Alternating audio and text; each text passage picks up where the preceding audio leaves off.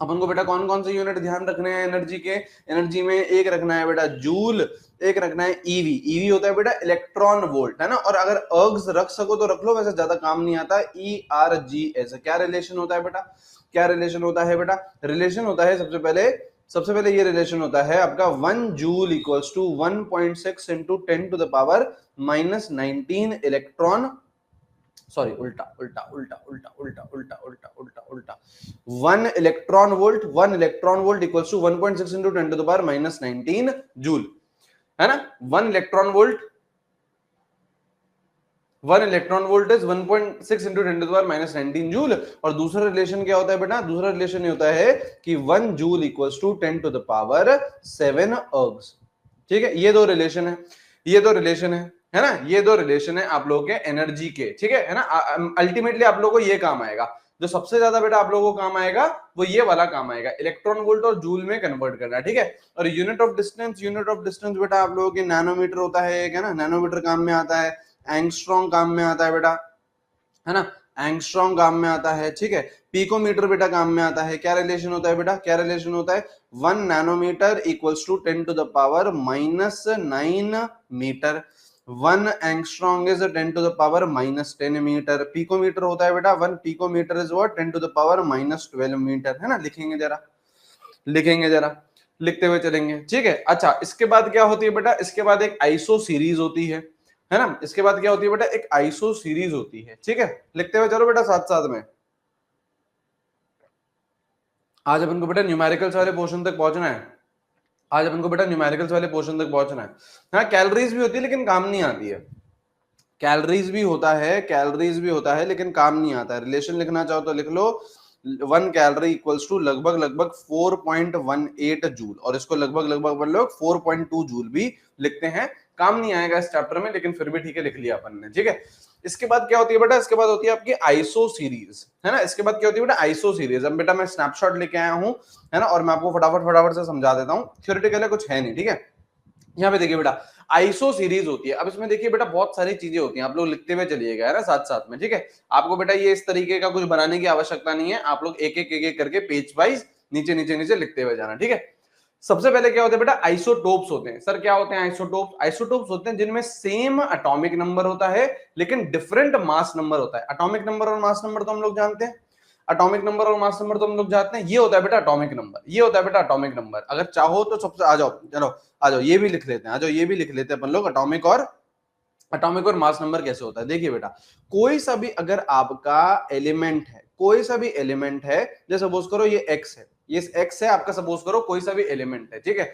यहाँ पे बेटा जेड ये होता है एटॉमिक नंबर, ये होता है बेटा एटॉमिक नंबर, और ये होता है बेटा आपका मास नंबर। तो ए क्या होता है बेटा, मास नंबर होता है। लिखते हुए चलेंगे बेटा, ए क्या होता है बेटा, मास नंबर होता है, ठीक है। मास नंबर का मतलब क्या होता है, मास नंबर का मतलब क्या होता है, मास नंबर का मतलब होता है number of proton plus number of neutron, number of neutron, ठीक है। प्रोटॉन और न्यूट्रॉन को कंबाइन करके, प्रोटॉन और न्यूट्रॉन को कंबाइन करके मान लो क्या बोलते हैं बेटा, मास नंबर बोलते हैं। और इन दोनों को अगर मुझे कलेक्टिवली बोलना पड़े, प्रोटॉन और न्यूट्रॉन को मुझे कलेक्टिवली बोलना पड़े, तो मैं इनको क्या बोलता हूं बेटा, न्यूक्लियॉन्स बोलता हूं। क्यों, क्योंकि ये न्यूक्लियस के अंदर होते हैं, क्यों, क्योंकि ये न्यूक्लियस के अंदर होते हैं, तो इसको अपन लोग क्या बोलते हैं बेटा, न्यूक्लियॉन्स बोलते हैं, ठीक है।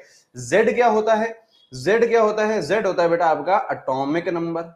जेड क्या होता है बेटा आपका एटॉमिक नंबर। क्या बताता है सर ये हमें, ये क्या बताता है, ये हमें बताता है नंबर ऑफ प्रोटॉन्स के बारे में। ये हमें क्या बताता है बेटा, नंबर ऑफ प्रोटॉन्स के बारे में बताता है। तो ए के अंदर कौन है, प्रोटॉन और न्यूट्रॉन दोनों है। जेड के अंदर कौन है, सिर्फ और सिर्फ प्रोटॉन है, या फिर number of electrons, number of electrons in in neutral atom, number of electrons in neutral atom. आपको ये जो एटॉमिक नंबर है इलेक्ट्रॉन्स के बारे में भी बताता है, लेकिन न्यूट्रल एटम के अंदर। अभी बातचीत कर लेते हैं, अभी कुछ मैं एग्जांपल दिखाता हूं, अभी मैं कुछ एग्जांपल दिखाता हूं, ठीक है। तो इसके अंदर कौन होते हैं बेटा, ए के अंदर कौन होता है, न्यूट्रॉन और प्रोटॉन दोनों हैं। जेड के अंदर कौन होता है, सिर्फ और सिर्फ प्रोटॉन होता है। तो अगर आपसे कोई पूछे कि न्यूट्रॉन्स बता दीजिए, देयरफॉर अगर आपसे कोई पूछे नंबर ऑफ न्यूट्रॉन बता दो, तो कैसे निकालते हैं बेटा, ए माइनस जेड से। कैसे निकालते हैं बेटा?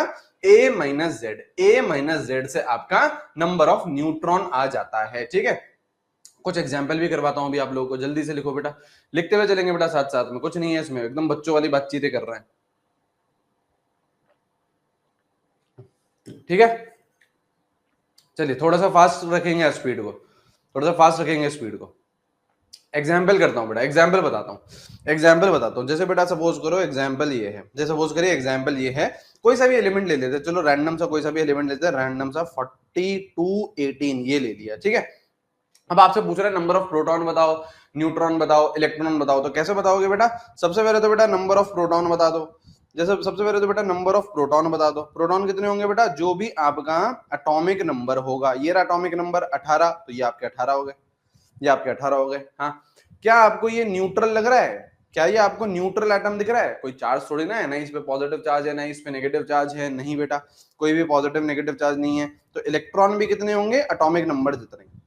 इलेक्ट्रॉन भी कितने होंगे बेटा? एटॉमिक नंबर जितने होंगे, तभी तो बेटा चार्ज भी बैलेंस होगा। ये आपको इतना भी आपको नजर आना चाहिए अब, है ना?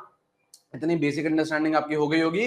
प्रोटॉन और इलेक्ट्रॉन के बीच में जो चार्ज है वो भी क्या रहेगा बेटा? बैलेंस रहेगा। अगर न्यूट्रल है ये, कोई भी चार्ज नहीं है इस पे, तो यहाँ पे ये क्या रहेगा बेटा? जितने प्रोटॉन है उतने ही इलेक्ट्रॉन होंगे, तभी चार्ज क्या होगा? बैलेंस होगा। और अगर आपको न्यूट्रॉन निकालने हैं, नंबर ऑफ न्यूट्रॉन निकालना है, तो वो कैसे निकालोगे बेटा? 42 माइनस 18, है ना? ए माइनस जेड, तो कितना आएगा बेटा? ये कितना आ गया बेटा? 12 12 6 24 आ गया, 24 न्यूट्रॉन, 24 न्यूट्रॉन। सही है, सही है सर, सही है ना? सही है सर। अच्छा, अब इसके बाद में अगर आपसे ये पूछा है, सपोज करो, अगर आपसे सपोज करो ये पूछा है, एक और एग्जांपल दे दे, सपोज करो y है, कोई सा भी रैंडम सा ले लेते हैं अपन लोग, है ना? 56 और 22, है ना? और यहाँ पे ये माइनस साइन है, यहाँ पे ये माइनस साइन है। बताइए सबसे पहले नंबर ऑफ प्रोटॉन बताओ, सबसे पहले नंबर ऑफ प्रोटॉन बताओ, प्रोटॉन बताइए। क्या बोलोगे बेटा? सीधा सीधा एटॉमिक नंबर, कितना एटॉमिक नंबर है? 22। कितना एटॉमिक नंबर है? 22, तो यहाँ पे 22 आ गया, 22 आ गया। हाँ जी, इलेक्ट्रॉन बोलेंगे उसके बाद, इलेक्ट्रॉन बताइए बेटा, इलेक्ट्रॉन बताइए, इलेक्ट्रॉन बताइए बेटा, इलेक्ट्रॉन, इलेक्ट्रॉन कितने होंगे बेटा? देखो एटॉमिक नंबर तो है ही है, एटॉमिक नंबर तो है ही है, लेकिन यहाँ पे तो 22 तो होंगे ही होंगे, लेकिन अब ये न्यूट्रल नहीं है, एक इलेक्ट्रॉन डाला हुआ है, एक इलेक्ट्रॉन फोर्सफुली डाला हुआ है, तो एक एक्स्ट्रा होगा। तो 22 तो होंगे ही होंगे, 22 तो होंगे ही होंगे, लेकिन एक इलेक्ट्रॉन एक्स्ट्रा आएगा, +1 लिखोगे। +1 क्यों? क्योंकि नेगेटिव चार्ज है, एक इलेक्ट्रॉन फोर्सफुली डाला गया है। ठीक है, तो यहाँ पे आ गया आप लोगों के पास कितना? 23। और न्यूट्रॉन पूछे, न्यूट्रॉन पूछे तो a minus Z 56 minus 22 which is what? Which is what? 34, which is what? 34। सही है, सही है, सही है, सही है। लिख लिया हो तो आगे बढ़ेंगे बेटा लोग। अब मैं आपको आइसो सीरीज पे वापस लेके चलता हूं, अब मैं आपको आइसो सीरीज पे वापस लेके चलता हूं, अब मैं आपको आइसो सीरीज पे वापस लेके चलता हूं। यहाँ पे आइए, यहाँ पे आइए, क्या बोल रहा है बेटा? आइसोटोप्स, क्या बोल रहा है बेटा? Isotopes, same atomic number different mass number. यहां पे देखो बेटा एटॉमिक नंबर सेम है, hydrogen, hydrogen, deuterium, protium, sorry tritium, इसको मैंने आपको ये बताया था जब मैं आपको बेसिक केमिस्ट्री सिखा रहा था, इसको क्या बोलते हैं बेटा? प्रोटियम, लिख लो चाहो तो। इसको क्या बोलते हैं बेटा? ड्यूटेरियम, है ना? इसको क्या बोलते हैं बेटा? ड्यूटेरियम। और इसको क्या बोलते हैं बेटा? ट्रिटियम। ठीक है, तो यहाँ पे देखिए बेटा एटॉमिक नंबर सेम है, एटॉमिक नंबर सेम है 1 1 1, लेकिन मास नंबर अलग अलग है 1 2 और 3, मास नंबर अलग अलग, एटॉमिक नंबर सेम। तो इसको अपन लोग क्या बोलेंगे बेटा? आइसोटोप्स बोलेंगे। ठीक है, नेक्स्ट बढ़ेंगे बेटा आगे, नेक्स्ट बढ़ेंगे आगे बेटा। नेक्स्ट कौन है बेटा? आइसोबार्स। सर क्या होते हैं आइसोबार? सर क्या होते हैं आइसोबार? Same mass number. यहाँ पे देखो बेटा 40 और 40 मास नंबर सेम है, हाँ, लेकिन डिफरेंट एटॉमिक नंबर, एक एर्गन है एक कैल्शियम है, एक का 18 है एक का बेटा 20 है। तो आइसोबार्स हैं। क्या आइसोबार्स है बेटा? आपका डिफरेंट एटॉमिक नंबर, देखो एटॉमिक नंबर अलग अलग है, एटॉमिक नंबर अलग अलग है, लेकिन मास नंबर क्या है? सेम है। मास नंबर क्या है? सेम है। ठीक है जी, लिखते हुए चलिए बेटा, चैट सेक्शन में ज्यादा चीजें मत बताओ, आप लोग लिखते हुए चलो, आप लोग लिखते हुए चलो। ठीक है, लिख लिया, लिख लिया, नोट्स बनाते हुए चलिए आप लोग अपने, फटाफट फटाफट फटाफट नोट्स बनाते हुए चलेंगे। ठीक है, नेक्स्ट क्या है बेटा? नेक्स्ट क्या है? आइसोटोन्स। नाम से ही पता चल रहा है same number of neutrons. Isotones, same number of neutrons. Neutrons कैसे निकालते हैं बेटा? a माइनस जेड से। न्यूट्रॉन कैसे निकालते हैं बेटा? a माइनस जेड से निकालते हैं। तो सेम नंबर ऑफ न्यूट्रॉन्स होंगे। तो ये रहा आपका, देखो ये रहा आपका, जैसे देखो a minus Z, 39 minus 19 20 neutron, 40 minus 20 20 neutron. तो सेम न्यूट्रॉन है, तो ये दोनों कौन है बेटा? आइसोटोन्स है। ये दोनों कौन है बेटा? आइसोटोन्स है। बात समझ में आ रही है? सही है सर। चौथा क्या है बेटा? Iso electronic. अगेन नाम से ही समझ में आ रहा है, सेम नंबर ऑफ इलेक्ट्रॉन्स होंगे, है ना? सेम नंबर ऑफ इलेक्ट्रॉन्स होंगे, ठीक है, सेम नंबर ऑफ इलेक्ट्रॉन्स होंगे, ठीक है, सेम नंबर ऑफ इलेक्ट्रॉन्स होंगे, ठीक है। तो यहाँ पे देखिए बेटा, यहाँ पे देखिए बेटा, नाइट्रोजन कितने इलेक्ट्रॉन्स होते हैं बेटा? नाइट्रोजन में, नाइट्रोजन में बेटा कितने इलेक्ट्रॉन्स होते हैं बेटा? 7 इलेक्ट्रॉन्स होते हैं। लेकिन ऐसे कितने नाइट्रोजन है? 2। तो 7 इंटू 2 14 इलेक्ट्रॉन हो गया। 7 इंटू 2 14 इलेक्ट्रॉन हो गया, सही है। सिलिकॉन में कितने होते हैं बेटा? 14 होते हैं। तो यहाँ पे देखिए ये रहा 14, यहाँ पे देखिए ये रहा 14। कार्बन में कितने होते हैं बेटा? 6। नाइट्रोजन में कितने होते हैं बेटा? 7। और एक इलेक्ट्रॉन फीड किया गया है, एक इलेक्ट्रॉन, देखो तभी तो नेगेटिव चार्ज है, तभी तो नेगेटिव चार्ज है, तभी तो नेगेटिव चार्ज है यहाँ पे, है ना? और अगर नेगेटिव चार्ज है तो यहाँ पे देखो क्या आएगा? एक इलेक्ट्रॉन आप ऐड करोगे तो 6, 7 और 1 कितना आ गया? 14। तो सब में क्या है? सेम नंबर ऑफ इलेक्ट्रॉन्स है। सब में क्या है बेटा? सेम नंबर ऑफ इलेक्ट्रॉन्स है। सेम नंबर ऑफ इलेक्ट्रॉन्स है तो इसको अपन लोग क्या बोलेंगे बेटा? आइसो इलेक्ट्रॉनिक बोलेंगे। कोई डिफिकल्ट है? बहुत इजी है, कोई चक्कर ही नहीं है, कोई चक्कर ही नहीं है, कोई चक्कर ही नहीं है। नेक्स्ट देखिए क्या है बेटा? नेक्स्ट देखिए क्या है? नेक्स्ट है बेटा आइसोडाइफर्स। नेक्स्ट क्या है बेटा? आइसोडाइफर्स, है ना? आइसोडाइफर्स। अब यहाँ पे देखिए बेटा, आइसोडाइफर्स क्या होते हैं? जिनके पास सेम a माइनस 2z होता है। आपको एटॉमिक नंबर पता है, हाँ, आपको मास नंबर पता है, तो a माइनस 2z निकालना है, ठीक है। यहाँ पे देखिए बेटा, आपको a माइनस 2z निकालना है, और जिनका सेम a माइनस 2z होगा वो क्या होंगे बेटा? आइसोडाइफर्स होंगे। वो क्या होंगे? आइसोडाइफर्स होंगे। और इस a माइनस 2z को अपन लोग क्या बोलते हैं बेटा? आइसोटोपिक नंबर भी बोलते हैं। a माइनस 2z को अपन लोग क्या बोलते हैं बेटा? आइसोटोपिक नंबर भी बोलते हैं, या फिर एक और वर्ड बोलते हैं, यहाँ पे चाहो तो लिख लो, चाहो तो लिख लो, यहाँ पे क्या बोलते हैं बेटा? न्यूट्रॉन एक्सेस भी बोलते हैं। क्या बोलते हैं बेटा? न्यूट्रॉन एक्सेस भी बोलते हैं a माइनस 2z को, a माइनस 2z को। अब यहाँ पे देखिए बेटा, ये एग्जाम्पल दे रखा है, तो this is a minus 2z। देखो a 238 माइनस 2 इंटू 92, 2 इंटू 92 कितना आया? 54 आया। a 234 minus 2 into z, 2 into 90 कितना आया? 54 आया। तो a माइनस 2z दोनों का सेम है। न्यूट्रॉन एक्सेस बोल दो या आइसोटोपिक नंबर बोल दो, कुछ भी बोल दो बेटा, लेकिन ये दोनों कंपाउंड क्या रहेंगे बेटा? ये दोनों एलिमेंट क्या रहेंगे? आपके आइसोडाइफर्स रहेंगे। समझ में आया? समझ में आया या नहीं आया? समझ में आया है? आगे बढ़े, आगे बढ़े, आगे बढ़े।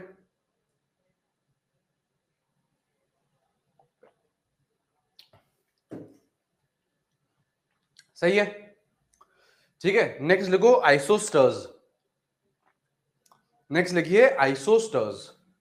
नेक्स्ट लिखेंगे बेटा आइसोस्टर्स, ठीक है। नेक्स्ट लिखो आइसोस्टर्स। आइसो सीरीज ही चल रही है, आइसोस्टर्स। अब यहां पे देखिए बेटा, अब यहां पे देखिए बेटा, यहां पे देखिए, हाँ एग्जांपल याद रखने हैं बिल्कुल। यहां पे देखिए बेटा, आपकी दो कंडीशंस होती हैं आइसोस्टर्स। अगर किसी भी कंपाउंड को, किसी भी मॉलिक्यूल को आइसोस्टर बनना है, तो यहां पे क्या होती है बेटा? दो कंडीशंस होती हैं, और दोनों की दोनों ट्रू होनी चाहिए। दोनों की दोनों ट्रू होनी चाहिए, तब है बेटा मजा, तब है बेटा मजा। पहली कंडीशन क्या है? पहली कंडीशन ये है कि आपके सेम नंबर ऑफ इलेक्ट्रॉन्स हो। पहली कंडीशन क्या है बेटा? सेम नंबर ऑफ इलेक्ट्रॉन्स हो। अगर इलेक्ट्रॉन सेम है तो अपन लोग आगे बातचीत करेंगे, तो अपन लोग आगे बातचीत करेंगे, हाँ बिल्कुल सही बात है। और दूसरा क्या होता है बेटा? सेम नंबर ऑफ एटम्स हो। दूसरा क्या होता है बेटा? Same number of atoms, same number of atoms हो। आपके इलेक्ट्रॉन्स भी सेम हो और एटम्स भी सेम हो, गिनती सेम हो। सेम एटम्स नहीं बोल रहा, सेम नंबर ऑफ एटम्स होने चाहिए। कैसे? एग्जांपल, एग्जांपल जैसे बेटा N2, अभी अभी हमने देखा कितने इलेक्ट्रॉन? 14 इलेक्ट्रॉन। एटम कितने बेटा? 2 नाइट्रोजन है, हाँ सेम एटॉमिसिटी होनी चाहिए, ये भी लिख सकते हैं, बिल्कुल बिल्कुल, है ना। तो यहाँ पे देखो एटम्स कितने बेटा? 2 हैं, तो यहाँ पे एटम लिख दो, दो एटम सर, 2 एटम सर। इसका भाई कौन बेटा? इसका भाई जैसे आपका Cn माइनस, Cn माइनस, है ना। तो यहाँ पे भी अभी अभी हमने देखा बेटा 14 इलेक्ट्रॉन होते हैं। ये एटम कितने दिख रहे हैं बेटा? आपको 2 एटम दिख रहे हैं, एक कार्बन और एक नाइट्रोजन, एक कार्बन और एक नाइट्रोजन, है ना, एक कार्बन और एक नाइट्रोजन दिख रहा है आपको। सही है, सही है। तो ये दोनों कौन है बेटा? अब ये देखो दोनों कंडीशंस ट्रू हैं, same electron same atom, same electron same number of atoms, तो ये दोनों क्या है बेटा? आइसोस्टर्स हैं। लेकिन यहाँ पे अब आप लोग अगर सपोज बोलो सिलिकन भी है सर, सिलिकन के सर 14 इलेक्ट्रॉन है, लेकिन यहाँ पे एटम क्या है? एक ही है, तो दोनों कंडीशन ट्रू नहीं हुई, तो इसको आप लोग आइसोस्टर में नहीं डालोगे। आइसो इलेक्ट्रॉनिक जरूर है।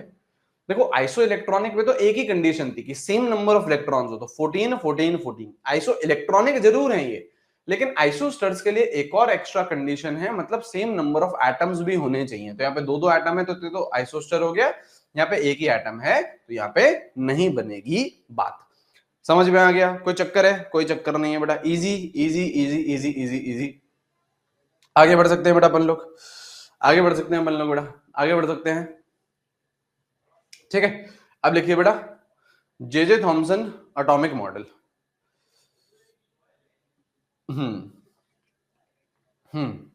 ठीक है,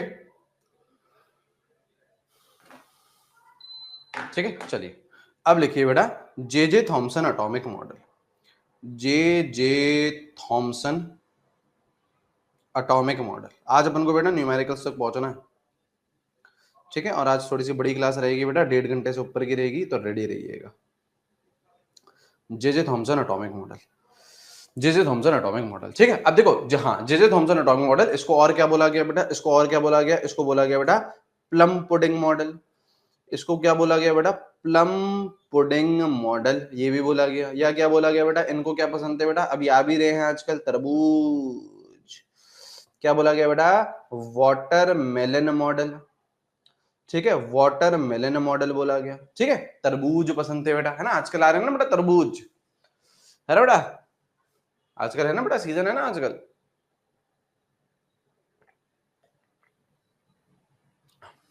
है ना? तो इन्होंने क्या बोला बेटा? इन्होंने क्या बोला? इनको बेटा तरबूज पसंद था, तो इन्होंने बोला एटम कैसा दिखता है? तरबूज जैसा स्फेरिकल दिखता है ना? एटम कैसा दिखता है? ऐसा तरबूज जैसा दिखता है, ऐसा तरबूज जैसा दिखता है। अब इनकी क्या एनालॉजी थी? अब इनकी क्या एनालॉजी थी ये समझिए बेटा, है ना। जैसे तरबूज में क्या होता है? रेड रेड पार्ट होता है, मेजोरिटी पार्ट क्या होता है बेटा? रेड रेड पार्ट होता है ना, लाल है ना, तो मेजोरिटी पार्ट क्या होता है? रेड रेड पार्ट होता है, ठीक है। तो इन्होंने भी क्या बोला कि आपका जो मेजोरिटी पार्ट है वो ऐसे, ये जो रेड हिस्सा दिखा रहा हूं ये मेजोरिटी पार्ट है, और इसको इन्होंने क्या बोला? रेड से ही लिखूंगा बेटा, रेड से ही लिखूंगा, है ना, ठीक है, रेड से ही लिखूंगा, है ना। तो मेजोरिटी इन्होंने क्या बोला कि mass mass and positive charge is distributed. बेटा मैं बोल भी रहा हूं, है ना सर, दिख नहीं रहा है सर लाल, तो बेटा कानों तक आवाज तो आ रही है ना बेटा, है ना, और इंग्लिश समझ में आती है ना। लिखिए, तो मास and positive charge is distributed through out atom, through out atom.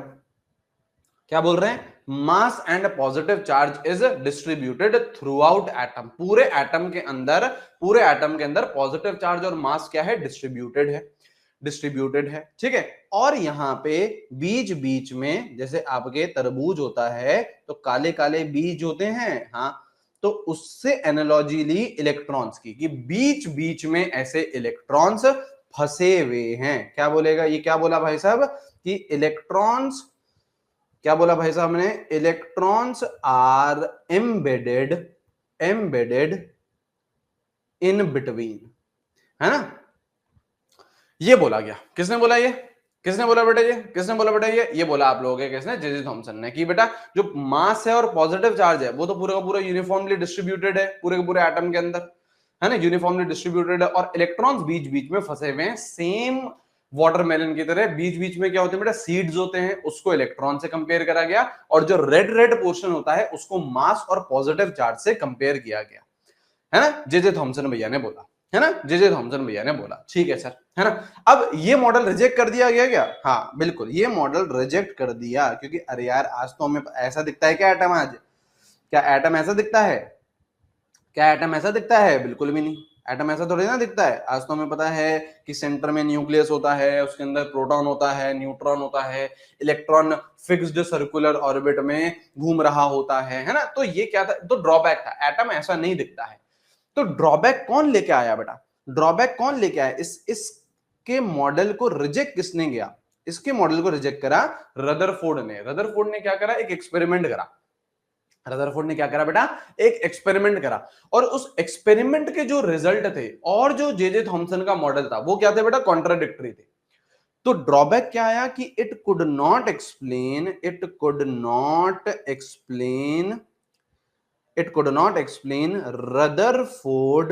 Rutherford alpha particle scattering experiment.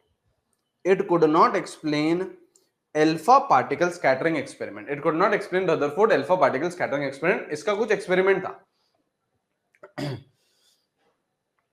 ठीक है, ठीक है। अरे फूफा जी, दीक्षा, ठीक है ना, पढ़ने पे ध्यान, पढ़ो बेटा, पढ़ो, है ना। बुआ की तरह बिहेव मत करो क्लास में, है ना, सर ये करा करो, सर मैं वो करा करो, ठीक है। बुआ की तरह बिहेव मत करो, ठीक है। यहाँ आइए, ठीक है, ठीक है, बुआ जी यहाँ पे आइए। ड्रॉबैक क्या था, could not explain Rutherford alpha particle scattering experiment, ठीक है। अल्फा पार्टिकल स्कैटरिंग एक्सपेरिमेंट था, है ना, किसका था, रदरफोर्ड का। उसके जो रिजल्ट आए और जो जे थॉमसन के रिजल्ट आए वो क्या थे बेटा, बिल्कुल कॉन्ट्राडिक्टरी थे। वो क्या थे बेटा, बिल्कुल कॉन्ट्राडिक्टरी थे। तो वो ये मॉडल क्या कर दिया गया बेटा, रिजेक्ट कर दिया गया। लिख लिया हो तो बेटा अपन लोग आगे बढ़े, लिख लिया हो तो अपन लोग बेटा आगे बढ़े, लिख लिया हो तो अपन लोग आगे बढ़े, ठीक है, ठीक है। बुआ जी लिख लिया, बुआ जी से तो पूछ लें, है ना।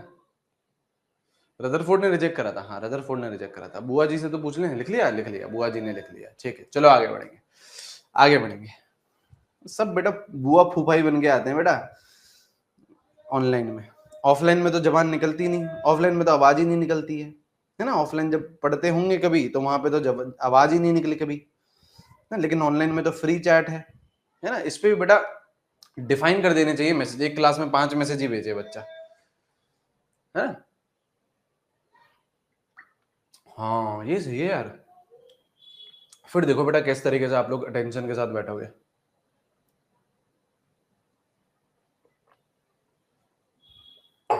है ना।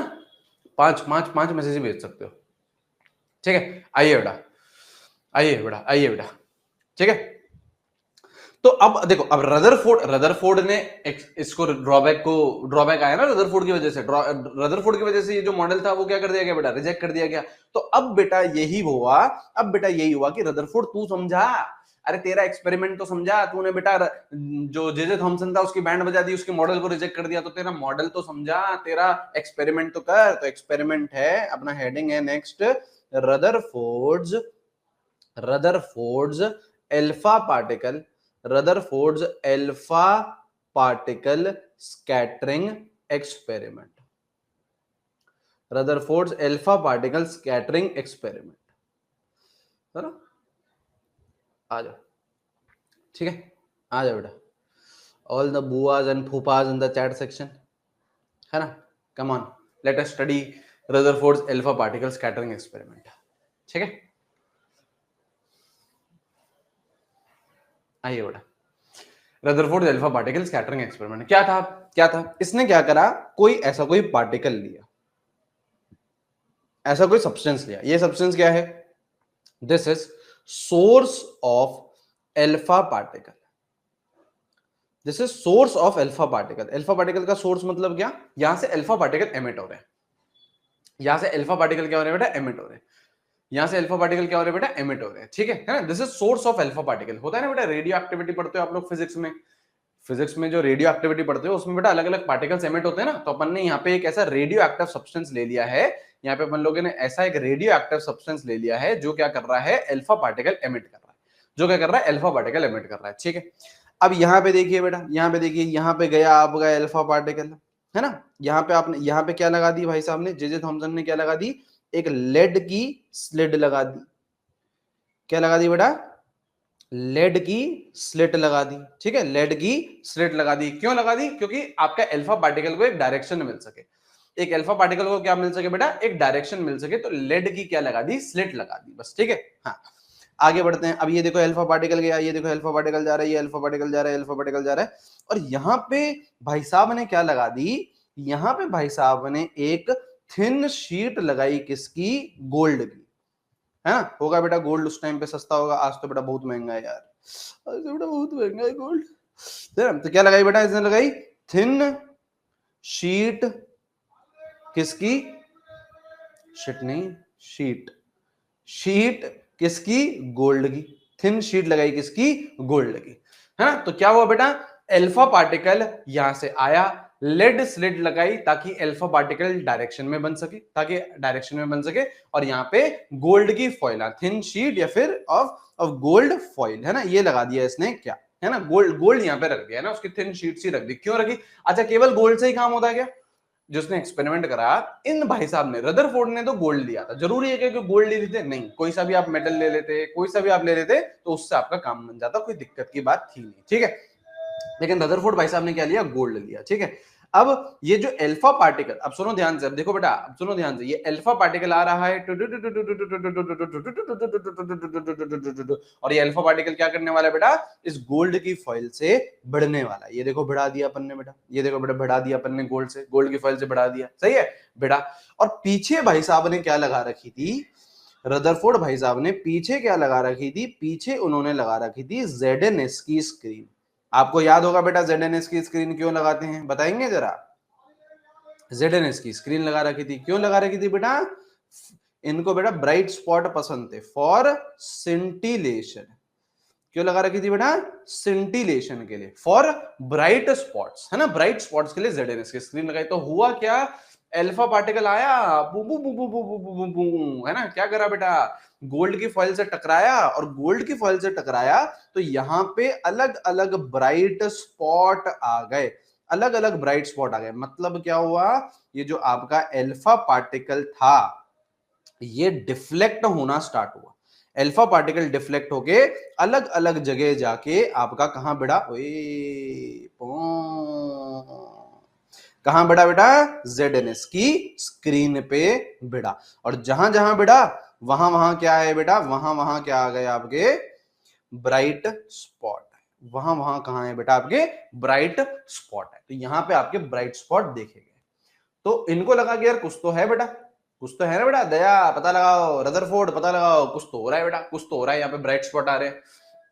तो ये पूरा पूरा क्या था, Rutherford alpha particle scattering experiment था। अब इससे उन्होंने क्या कंक्लूजन निकाले, क्या रिजल्ट आए, वो सारी बातचीत भी अपन लोग करने वाले हैं। आई होप आप लोगों ने लिख लिया होगा, आगे बढ़े, है ना, आई होप आप लोगों ने लिख लिया होगा। अब क्या करते हैं बेटा, जूम करते हैं, अपन को तो पता है बेटा, अपन तो बेटा जूम करते हैं। हुआ क्या बेटा, अल्फा पार्टिकल आया, गोल्ड फॉइल पे टकराया, अल्फा पार्टिकल आया बेटा, गोल्ड फॉइल पे टकराया, ठीक है। तो क्या करते हैं बेटा, गोल्ड फॉइल का एक एटम ले लेते हैं, रदरफोर्ड ने क्या करा बेटा, जूम करा, गोल्ड फॉइल के एक एटम को ऑब्जर्व करा, गोल्ड फॉइल के एक एटम को ऑब्जर्व करा, तो हुआ क्या, यहां पे देखिए बेटा, ये हुआ क्या, यहां पे देखो, ये आपका गोल्ड का एक एटम है, ये आपका गोल्ड का एक एटम है, ठीक है।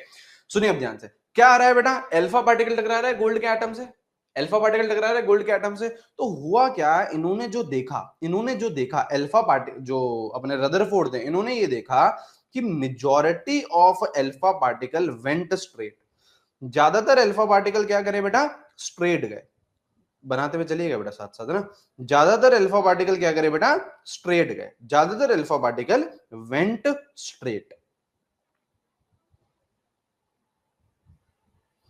ज्यादातर अल्फा पार्टिकल वेंट स्ट्रेट, ये अपन अल्फा पार्टिकल मार रहे हैं, ये अपन क्या कर रहे हैं बेटा, अल्फा पार्टिकल मार रहे हैं, ज्यादातर alpha particle went straight, straight straight straight straight, majority of alpha particle went straight, ठीक है, ठीक है, लिखते हुए चलो पहले ये कर लेते हैं, majority of alpha particle went straight, lag कहां है बेटा, लैग था, तो अब सही हो गया होगा, अब सही हो गया,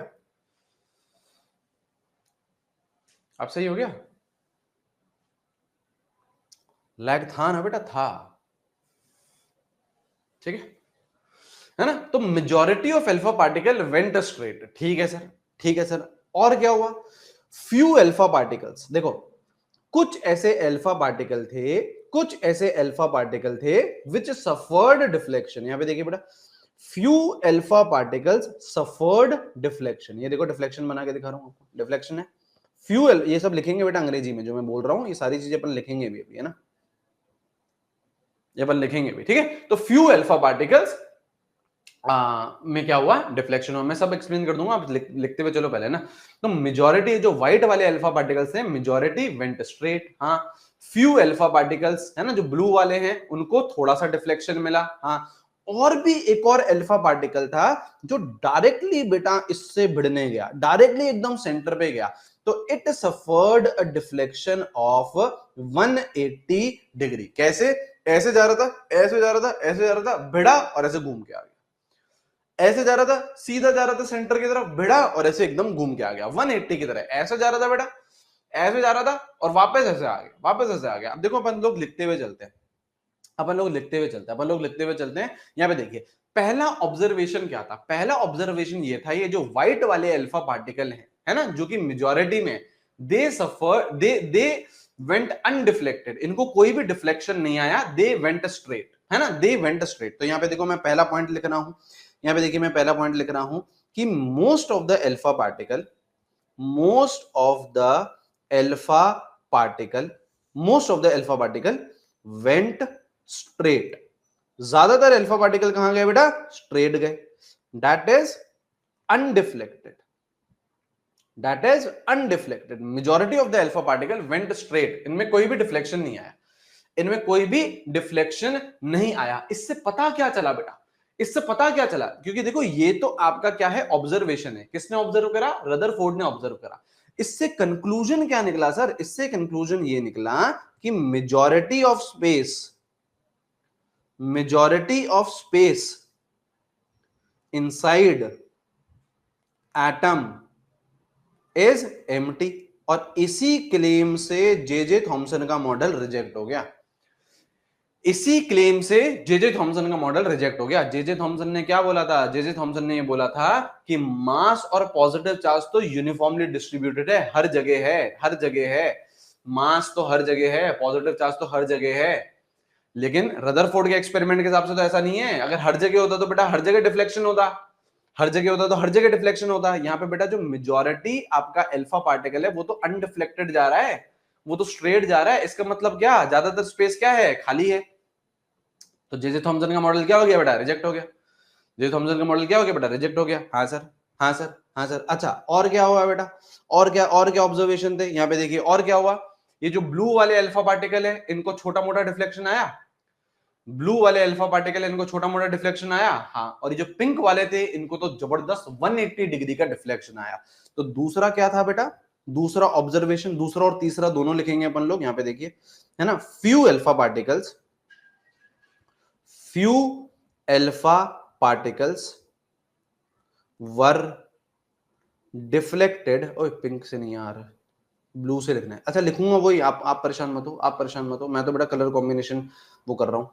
आप परेशान मत हो बेटा, सेम लिखेंगे। Few alpha particles were deflected by small angles. देखो जरा, ब्लू वाले बेटा स्मॉल एंगल से डिफ्लेक्ट हुए थे, स्मॉल एंगल से डिफ्लेक्ट हुए थे, स्मॉल एंगल से डिफ्लेक्ट हुए थे, है ना। Few alpha particles were deflected by small angles. और ये जो 180 वाले थे, very very few alpha particle, very few alpha particle, लगभग 1 in 20,000, 1 in 20,000, 1 in 20,000 ये थे, ये पिंक वाले, ये थे पिंक वाले, है ना, है ना। आपके very few alpha particles 1 in 20,000 suffered deflection of 180 degree. सही है, सही है, सही है। और इन दोनों ही ऑब्जर्वेशन की वजह से क्या कंक्लूजन आया था? इन दोनों ही ऑब्जर्वेशन की वजह से क्या कंक्लूजन आया था? ये कंक्लूजन आया था कि सेंटर में जो मास है, मेजॉरिटी मास है एटम का, वो कहां है? सेंटर में है। इस सेंटर को हम लोग क्या बोलते हैं? न्यूक्लियस बोलते हैं। और इसी के अंदर क्या है? प्रोटॉन और न्यूट्रॉन है। तो इसका कंक्लूजन क्या आया था? इसका कंक्लूजन क्या आया था? A small positive charge sphere is present at centre of atom called nucleus, called nucleus. इससे ये कंक्लूजन आया था कि सेंटर में एक पॉजिटिवली चार्ज्ड स्फीयर है ना, सेंटर में प्रेजेंट है एटम के, और उसको क्या बोलते हैं बेटा, न्यूक्लियस। और इस न्यूक्लियस के अंदर ही क्या है, इस न्यूक्लियस के अंदर ही क्या है बेटा, क्या है, प्रोटॉन और न्यूट्रॉन। क्या है बेटा, प्रोटॉन और न्यूट्रॉन, मतलब मेजॉरिटी मास। आप अपन को पता है बेटा, मास तो बेटा प्रोटॉन और न्यूट्रॉन ही डिफाइन करते हैं, एटम तो कोई डिफाइन ही नहीं करता है मास को, है ना, प्रोटॉन और न्यूट्रॉन। और बिल्कुल सही बात, इन दोनों को कंबाइन करके हम लोग क्या बोल सकते हैं, न्यूक्लियॉन्स भी बोल सकते हैं। लिख लिया हो तो आगे बढ़ेंगे बेटा। ये ऑब्जर्वेशन थी, ये रिजल्ट थे, मतलब ये ऑब्जर्वेशन थी, ये उसका कंक्लूजन था, ये ऑब्जर्वेशन थी, ये उसका कंक्लूजन था। चलिए ठीक है, ठीक है सर, ये बात तो हो गई सर, ये बात तो हो गई सर। लेड स्लेट का कुछ काम नहीं है बेटा, लेड स्लेट का, यहां पे देखो, लेड स्लेट का क्या काम है, लेड स्लेट का क्या काम है, ये देखो सोर्स ऑफ अल्फा पार्टिकल है। अल्फा पार्टिकल क्या हो रहे हैं बेटा, हर जगह एमिट हो रहे होंगे, अल्फा पार्टिकल हर जगह एमिट हो रहे होंगे, यहां भी एमिट हो रहा होगा अल्फा पार्टिकल, यहां भी एमिट हो रहा होगा, हर जगह एमिट हो रहा होगा बेटा अल्फा। ऐसा थोड़ी ना कि अल्फा पार्टिकल एक ही डायरेक्शन में एमिट कर रहा है, अगर मैं कोई सोर्स हूं अल्फा पार्टिकल का तो मैं सारे डायरेक्शन में एमिट कर रहा हूं अल्फा पार्टिकल, तो ये भाई साहब भी सारे डायरेक्शन में एमिट कर रहे हैं। पर अपन को तो एक पर्टिकुलर डायरेक्शन में ही चाहिए, अपन को तो अरे यार ये अल्फा पार्टिकल यहां चले गया, मेरे किसी काम का है क्या, नहीं, ये आया अल्फा पार्टिकल यहां चले गया, मेरे किसी काम का है क्या, नहीं। तो एक डायरेक्शन देने के लिए मैंने क्या लगाया, लेड स्लिट लगाया, है ना। तो मतलब अल्फा पार्टिकल एक लेड स्लिट से और बीच में गैप दे दिया, इसी से ही पास होते हुए गए और गोल्ड की फॉइल से भिड़ गए। ठीक है, ठीक है, चलिए, हाँ हाँ हाँ, डायरेक्शन देने के लिए लिख लिया, आगे बढ़े, लिख लिया, आगे बढ़े।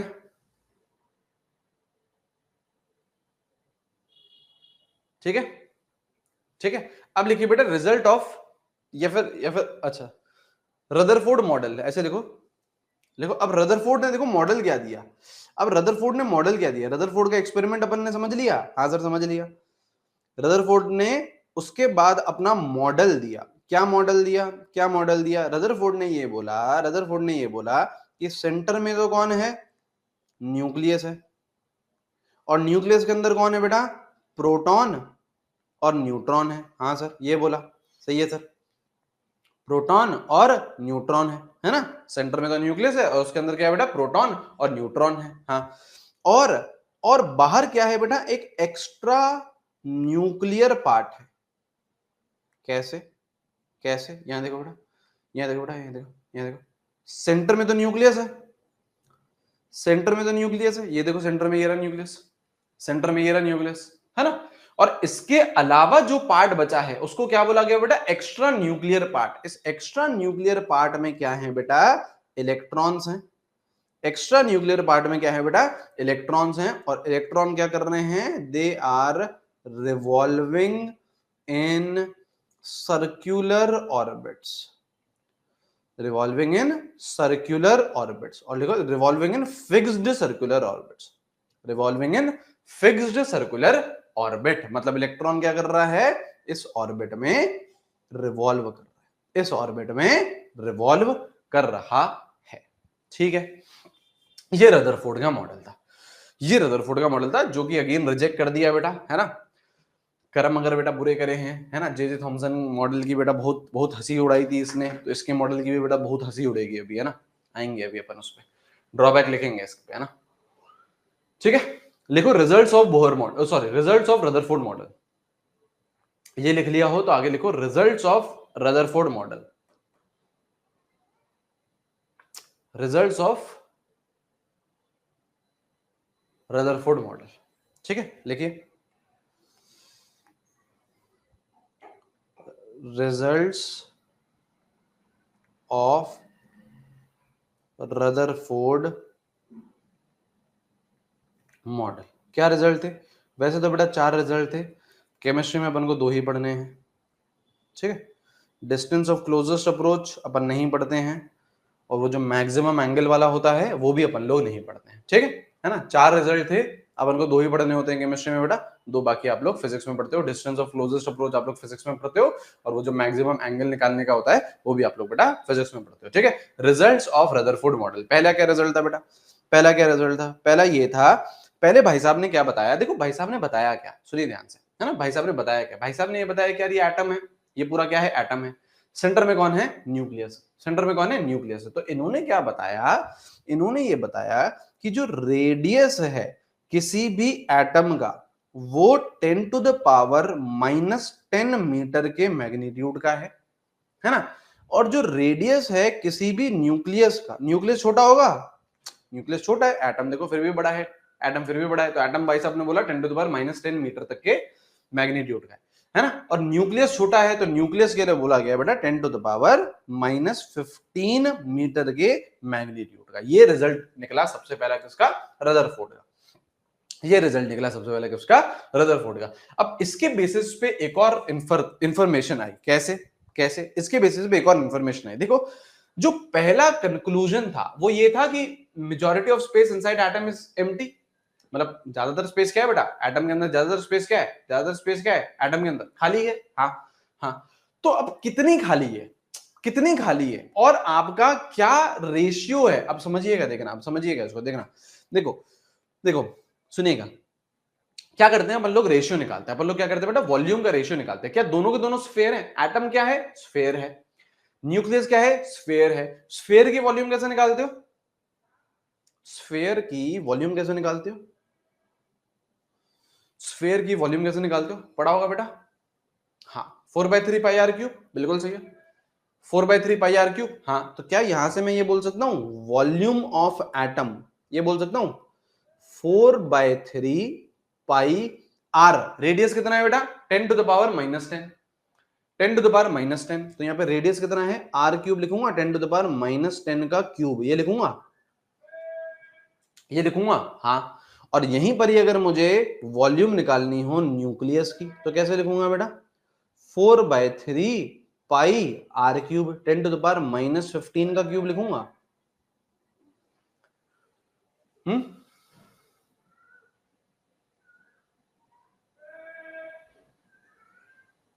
सही है, सही है, सही है, सही है सर, सही है सर। अच्छा अब क्या करें बेटा, दोनों का रेशियो ले लेते हैं।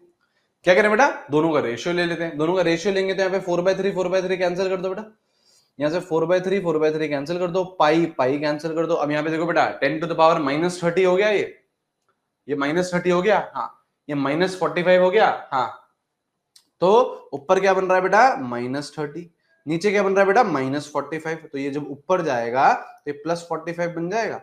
तो -30 और +45 कितना बचेगा, +15 बचेगा, +15 बचेगा,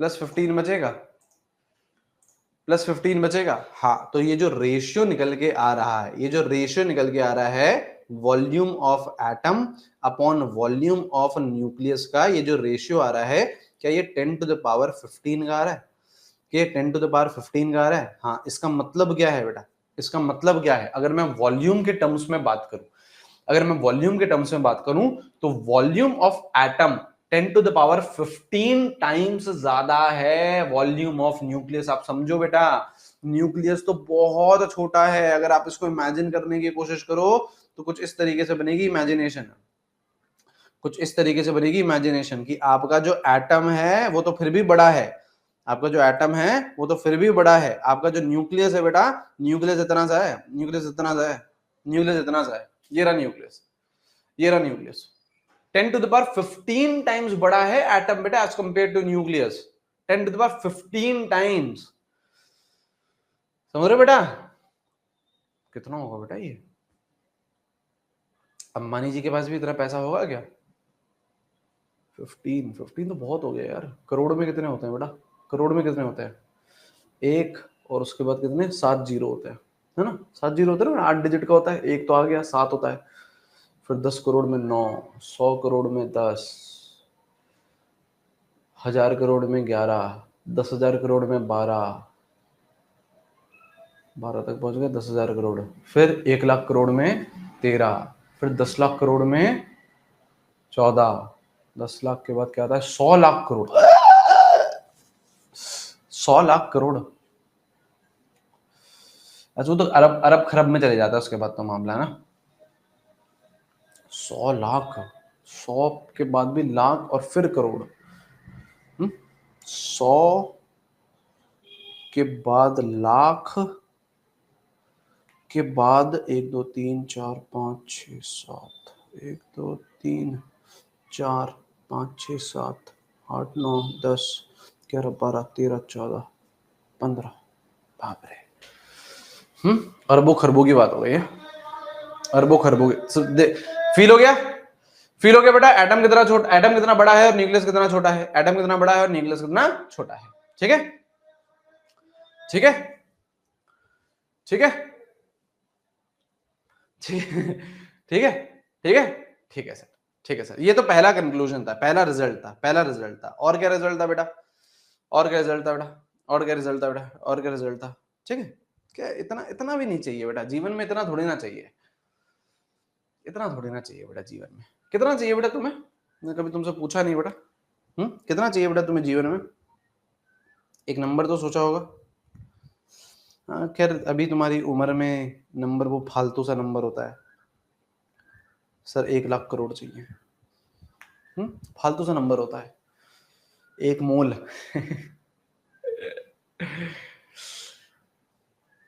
नहीं सोचा, 1 crore per year, 100 crore per year. अच्छा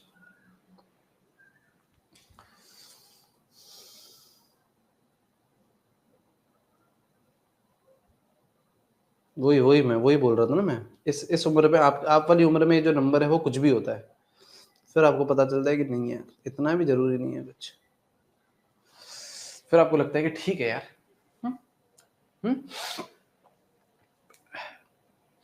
हाँ ये भी देखो, एकदम एक्सट्रीम होता है, या तो होता है 100 करोड़ पर साल के, है ना, या फिर एकदम एक्सट्रीम होता है बस सर थोड़ा बहुत सर गुजारा निकल जाए सर, है ना, बीच में कहीं पे नंबर ही नहीं है, बीच में कोई नंबर ही नहीं है बेटा, है ना। या तो 100 करोड़ सर, 100 करोड़ सालाना चाहिए सर, या सर बस बस कमाई हो जाए सर, जीवन बीत जाए सर, है। आओ बेटा, अब देखो बेटा, दूसरा दूसरा रिजल्ट क्या था, दूसरा रिजल्ट क्या था। हाँ हाँ, है ना, आपको कितना चाहिए, मैं दे रहा हूँ बेटा नीट, मैं दे रहा हूँ नीट, है, मैं बेटा सवाल पूछ सकता हूँ, है ना, मैं बेटा सवाल पूछ सकता हूँ, ठीक है ना, आपका आंसर है बेटा सवाल देना, ठीक है, आंसर देना, ठीक है। आइए बेटा, radius of any nucleus, radius of any nucleus, radius of any nucleus, किसी का भी न्यूक्लियस आप कैसे निकाल सकते हो, आर नॉट इंटू ए की पावर 1/3। आर नॉट क्या है बेटा, कांस्टेंट है, आर नॉट क्या है बेटा, कांस्टेंट है। कैसे लिखते हैं बेटा, 1.4 इंटू 10⁻15। आर नॉट कितना होता है बेटा, कांस्टेंट है, 1.4 इंटू 10⁻15, और ए क्या है बेटा, मास नंबर है, ए इज मास नंबर, ठीक है, लिख लो यार इसे। किसी भी एटम का आप न्यूक्लियस निकाल सकते हो, ठीक है। उसके बाद देखो बेटा ड्रॉबैक, इसकी भी तो बैंड बजाए बेटा रदरफोर्ड की, है ना, इसकी भी तो बैंड बजाए बेटा, लिखिए drawback of Rutherford model, drawback of Rutherford model, ठीक है, लिखिए drawback of Rutherford model, drawback of Rutherford model, drawback of Rutherford model, drawback of Rutherford model,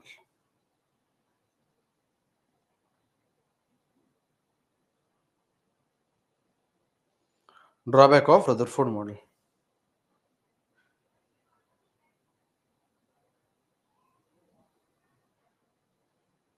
ठीक है। आइए, है ना, क्या ड्रॉबैक था, दो ड्रॉबैक थे, दो ड्रॉबैक थे। पहला ड्रॉबैक तो क्या था, पहला ड्रॉबैक तो क्या था, it could not explain, it could not explain internal distribution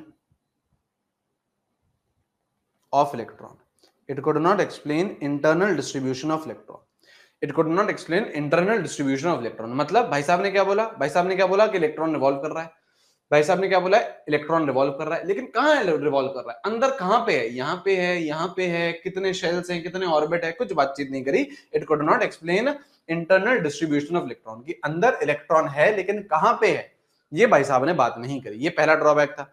दूसरा ड्रॉबैक क्या था, दूसरा ड्रॉबैक क्या था कि इट नहीं, according to Rutherford model, according to Rutherford model, according to the Rutherford model,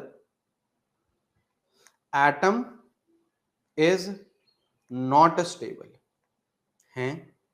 हैं ये तो बेटा जेजे थॉमसन से भी क्या हुआ बेटा, जेजे थॉमसन से भी गया गुजरा निकला। जेजे थॉमसन के मॉडल के हिसाब से कम एटम स्टेबल तो था, जेजे थॉमसन के मॉडल के हिसाब से कम एटम क्या था, स्टेबल तो था। इन भाई साहब, इन नालायक भाई साहब के हिसाब से जो एटम था वो स्टेबल ही नहीं था। इनके मॉडल के हिसाब से एटम स्टेबल ही नहीं निकला।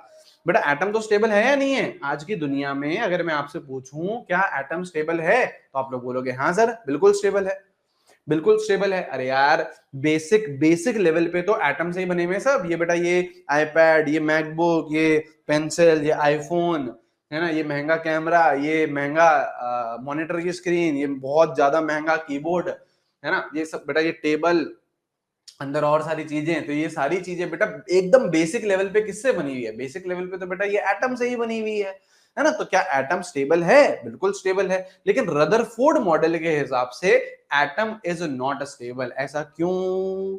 ऐसा क्यों? ऐसा इसलिए क्योंकि देखो रदरफोर्ड ने क्या बोला, रदरफोर्ड ने ये बोला कि सेंटर में कौन है? न्यूक्लियस है। रदरफोर्ड ने क्या बोला बेटा? सेंटर में कौन है बेटा? न्यूक्लियस है। और इलेक्ट्रॉन क्या कर रहा है? रिवॉल्व कर रहा है। इलेक्ट्रॉन क्या कर रहा है बेटा? रिवॉल्व कर रहा है ना। हाँ सर रिवॉल्व कर रहा है। अब आप लोगों ने सर्कुलर मोशन पढ़ा होगा कभी ना कभी फिजिक्स में, है ना। Circular motion is an accelerated motion, true या false? Circular motion accelerated motion है, हाँ या ना? हाँ। सर्कुलर मोशन क्या होता है बेटा? एक्सेलरेटेड मोशन होता है। और पहले की बेटा केमिस्ट्री और फिजिक्स के हिसाब से क्या होता था, सुनिएगा ध्यान से, है ना। हाँ मैक्सवेल ने बोला था ये, बिल्कुल, है ना, मैक्सवेल ने बोला था ये, है ना। पहले की केमिस्ट्री और फिजिक्स के हिसाब से क्या होता था, अगर दो चार्ज्ड पार्टिकल, सुनिए ध्यान से, अगर दो चार्ज पार्टिकल, ये चार्ज पार्टिकल है इलेक्ट्रॉन, हाँ, न्यूक्लियस भी क्या है? चार्ज पार्टिकल है। अगर दो चार्ज पार्टिकल एक्सिलरेटेड मोशन में हैं तो वो क्या करेंगे? एनर्जी एमिट करेंगे, ठीक है। तो मैं वापस से बोल रहा हूं, यहाँ पे देखिए, यहाँ पे देखिए, ये आपका ये आपका चार्ज पार्टिकल है न्यूक्लियस, ये आपका इलेक्ट्रॉन है। अब ये क्या कर रहा है बेटा? सर्कुलर ऑर्बिट में रिवॉल्व कर रहा है। तो सर्कुलर मोशन में है electron. Circular motion is an accelerated motion. तो जैसे ही बेटा ये सर्कुलर मोशन में आएगा, एक्सेलरेटेड मोशन में आएगा, तो पहले की केमिस्ट्री और फिजिक्स के हिसाब से क्या होता था, जब दो पार्टिकल्स एक्सेलरेटेड मोशन में है, दो चार्ज पार्टिकल्स एक्सेलरेटेड मोशन में, तो वो क्या करेगा? एनर्जी एमिट करेगा, एनर्जी एमिट करेगा। तो वापस वो अपनी पोजीशन पे नहीं आ पाएगा। क्यों? एनर्जी कम हो गई। क्या कर रहा है? एक्सेलरेटेड मोशन है ना, तो हर पॉइंट पे क्या करते हुए चल रहा है? एक्सेलरेशन है। हर पॉइंट पे एक्सेलरेशन है, तो हर पॉइंट पे क्या हो रही है बेटा? एनर्जी एमिट हो रही है, एनर्जी एमिट हो रही है, एनर्जी एमिट हो रही है, एनर्जी एमिट हो रही है। एनर्जी एमिट होते होते होते एनर्जी कम होती जाएगी, कम होती जाएगी, कम होती जाएगी। तो इसका जो रेडियस है वो धीरे धीरे धीरे धीरे कम होता जाता है। रेडियस बेटा धीरे धीरे धीरे धीरे कम होता जाता है, और इतना कम हो जाता है कि जाके न्यूक्लियस में भिड़ जाता है। जाके इलेक्ट्रॉन जो है वो न्यूक्लियस में भिड़ जाता है, और न्यूक्लियस में अगर वो भिड़ गया तो तबाह हो गया, और एटम आपका स्टेबल ही नहीं रहा। एटम आपका स्टेबल ही नहीं रहा। इसको कैसे लिखेंगे बेटा अंग्रेजी में? इसको कैसे लिखेंगे अंग्रेजी में कि when two charged particles, when two charged particles are in accelerated motion. और यहां पे हमारा एक्सिलरेटेड मोशन कौन सा है? एक्सिलरेटेड मोशन कौन सा है बेटा? सर्कुलर मोशन, है ना, है ना। when two charged particles are in accelerated motion, circular motion, they emit energy, they emit energy, therefore है ना, electron energy, electron energy decreases and it collides with nucleus। सही है, सही है ना। एमिट करता जाएगा एनर्जी, एमिट करता जाएगा एनर्जी। सर दो पार्टिकल मतलब एक तो इलेक्ट्रॉन है, दूसरा दूसरा बेटा न्यूक्लियस नहीं है, चार्ज पार्टिकल। न्यूक्लियस पे चार्ज नहीं होता, न्यूक्लियस पे चार्ज नहीं होता, न्यूक्लियस पे भी चार्ज होता है ना, न्यूक्लियस पे भी चार्ज होता है। ये दो पार्टिकल्स की बात कर रहा है, इलेक्ट्रॉन और न्यूक्लियस की, ठीक है। तो दे एमिट एनर्जी, तो इलेक्ट्रॉन की एनर्जी क्या करती जा रही है बेटा, डिक्रीज करती जा रही है। इलेक्ट्रॉन की एनर्जी क्या करती जा रही है बेटा, डिक्रीज करती जा रही है। तो उसका रेडियस छोटा होता जा रहा है, छोटा होता जा रहा है, और इतना छोटा हो जाएगा कि therefore it will collide with nucleus. और अगर न्यूक्लियस के साथ कोलाइड कर दिया तो हम आगे लिख सकते हैं therefore atom is not stable. Atom stable कहां हुआ बेटा, एटम स्टेबल कहां हुआ? सेकेंड पॉइंट का एक्सप्लेनेशन है ये। एटम स्टेबल कैसे नहीं है, एटम स्टेबल कैसे नहीं है, एटम स्टेबल कैसे नहीं है, ये तो है ना। आप पूछ सकते हो ना कि sir according to Rutherford model atom is not stable. अरे कैसे कैसे, तो इस तरीके से एटम स्टेबल नहीं है। क्या हो रहा है बेटा, इलेक्ट्रॉन अपना रेडियस कम होते जा रहा है, होते जा रहा है, होते जा रहा है, होते जा रहा है, यहाँ पे बढ़ जा रहा है, यहाँ पे बढ़ जा रहा है, यहाँ पे बढ़ जा रहा है। अरे नहीं भाई, न्यूक्लियस थोड़ी ना मूव कर रहा है।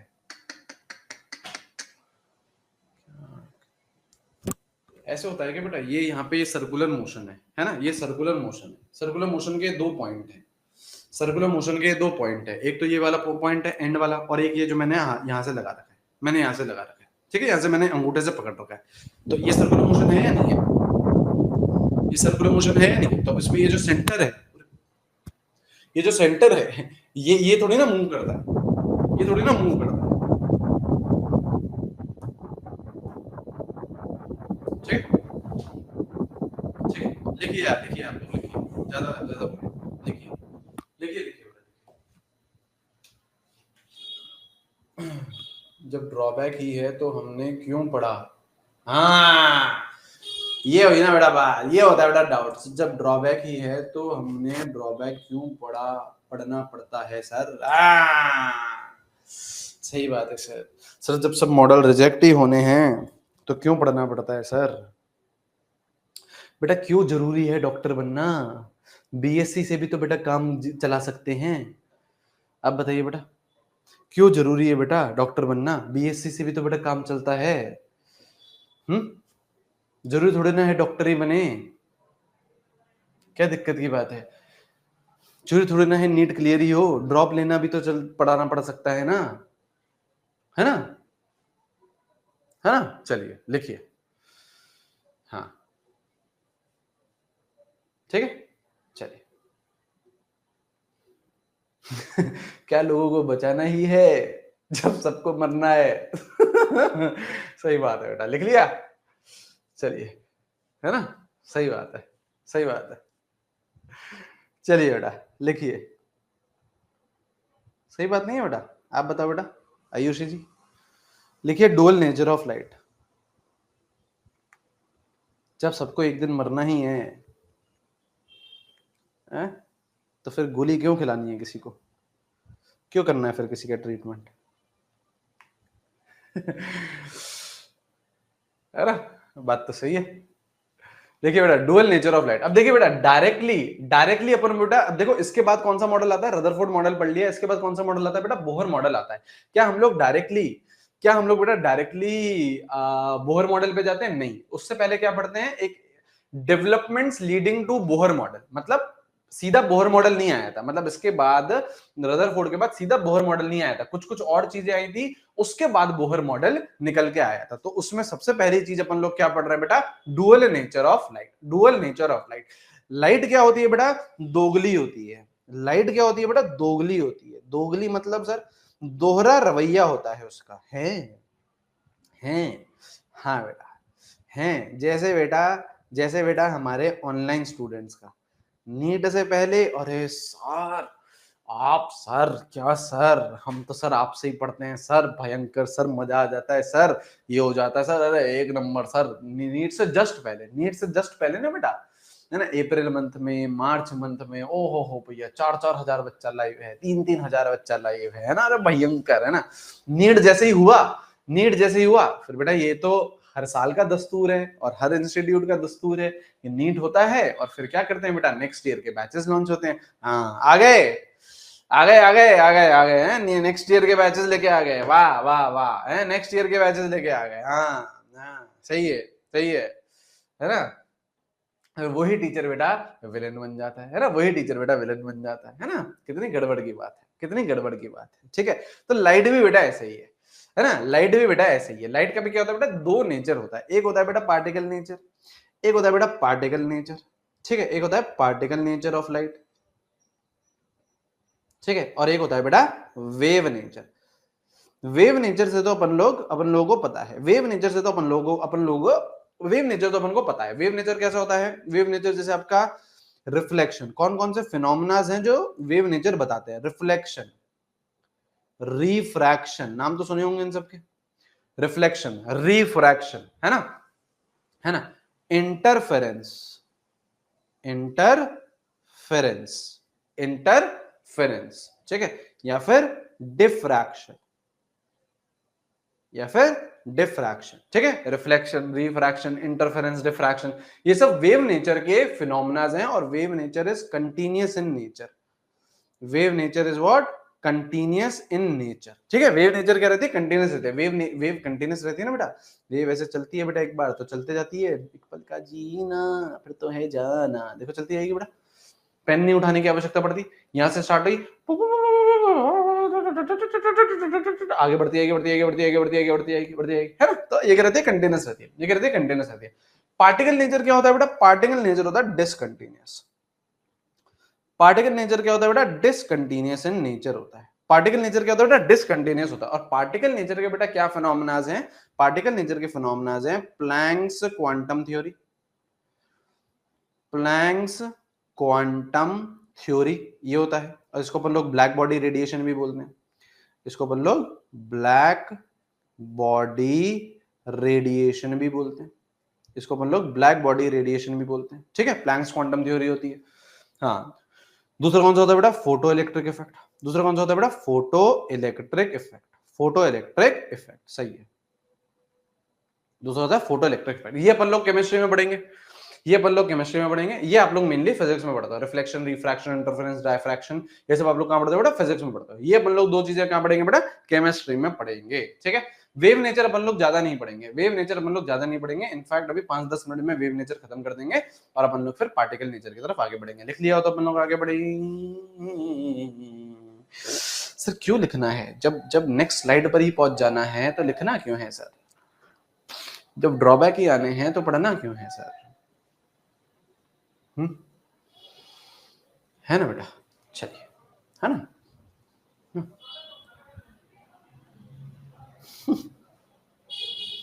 बात तो सही है बेटा आपकी, मैं तो बेटा आपसे एग्री कर रहा हूं, मैं तो बेटा आपसे एग्री कर रहा हूं।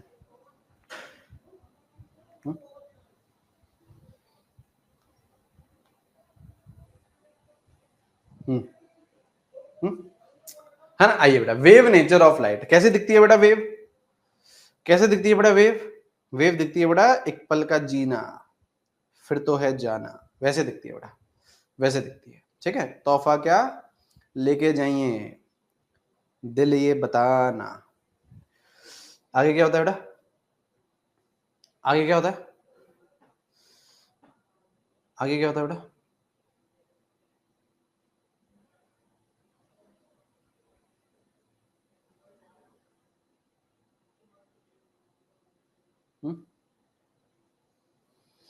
तो हंस के दुनिया को है हंसना, ये लो, ये होती है वेव बेटा, ठीक है। ये होती है बेटा आपकी वेव, ठीक है। ये वेव चल रही है, ठीक है। इसके जो टॉप मोस्ट पॉइंट होते हैं बेटा, इसके जो टॉप मोस्ट पॉइंट होते हैं उसको अपन लोग क्या बोलते हैं बेटा? क्रेस्ट बोलते हैं। उसको अपन लोग क्या बोलते हैं बेटा? क्रेस्ट बोलते हैं। इसके जो बॉटम मोस्ट पॉइंट होते हैं उसको क्या बोलते हैं बेटा? ट्रफ बोलते हैं।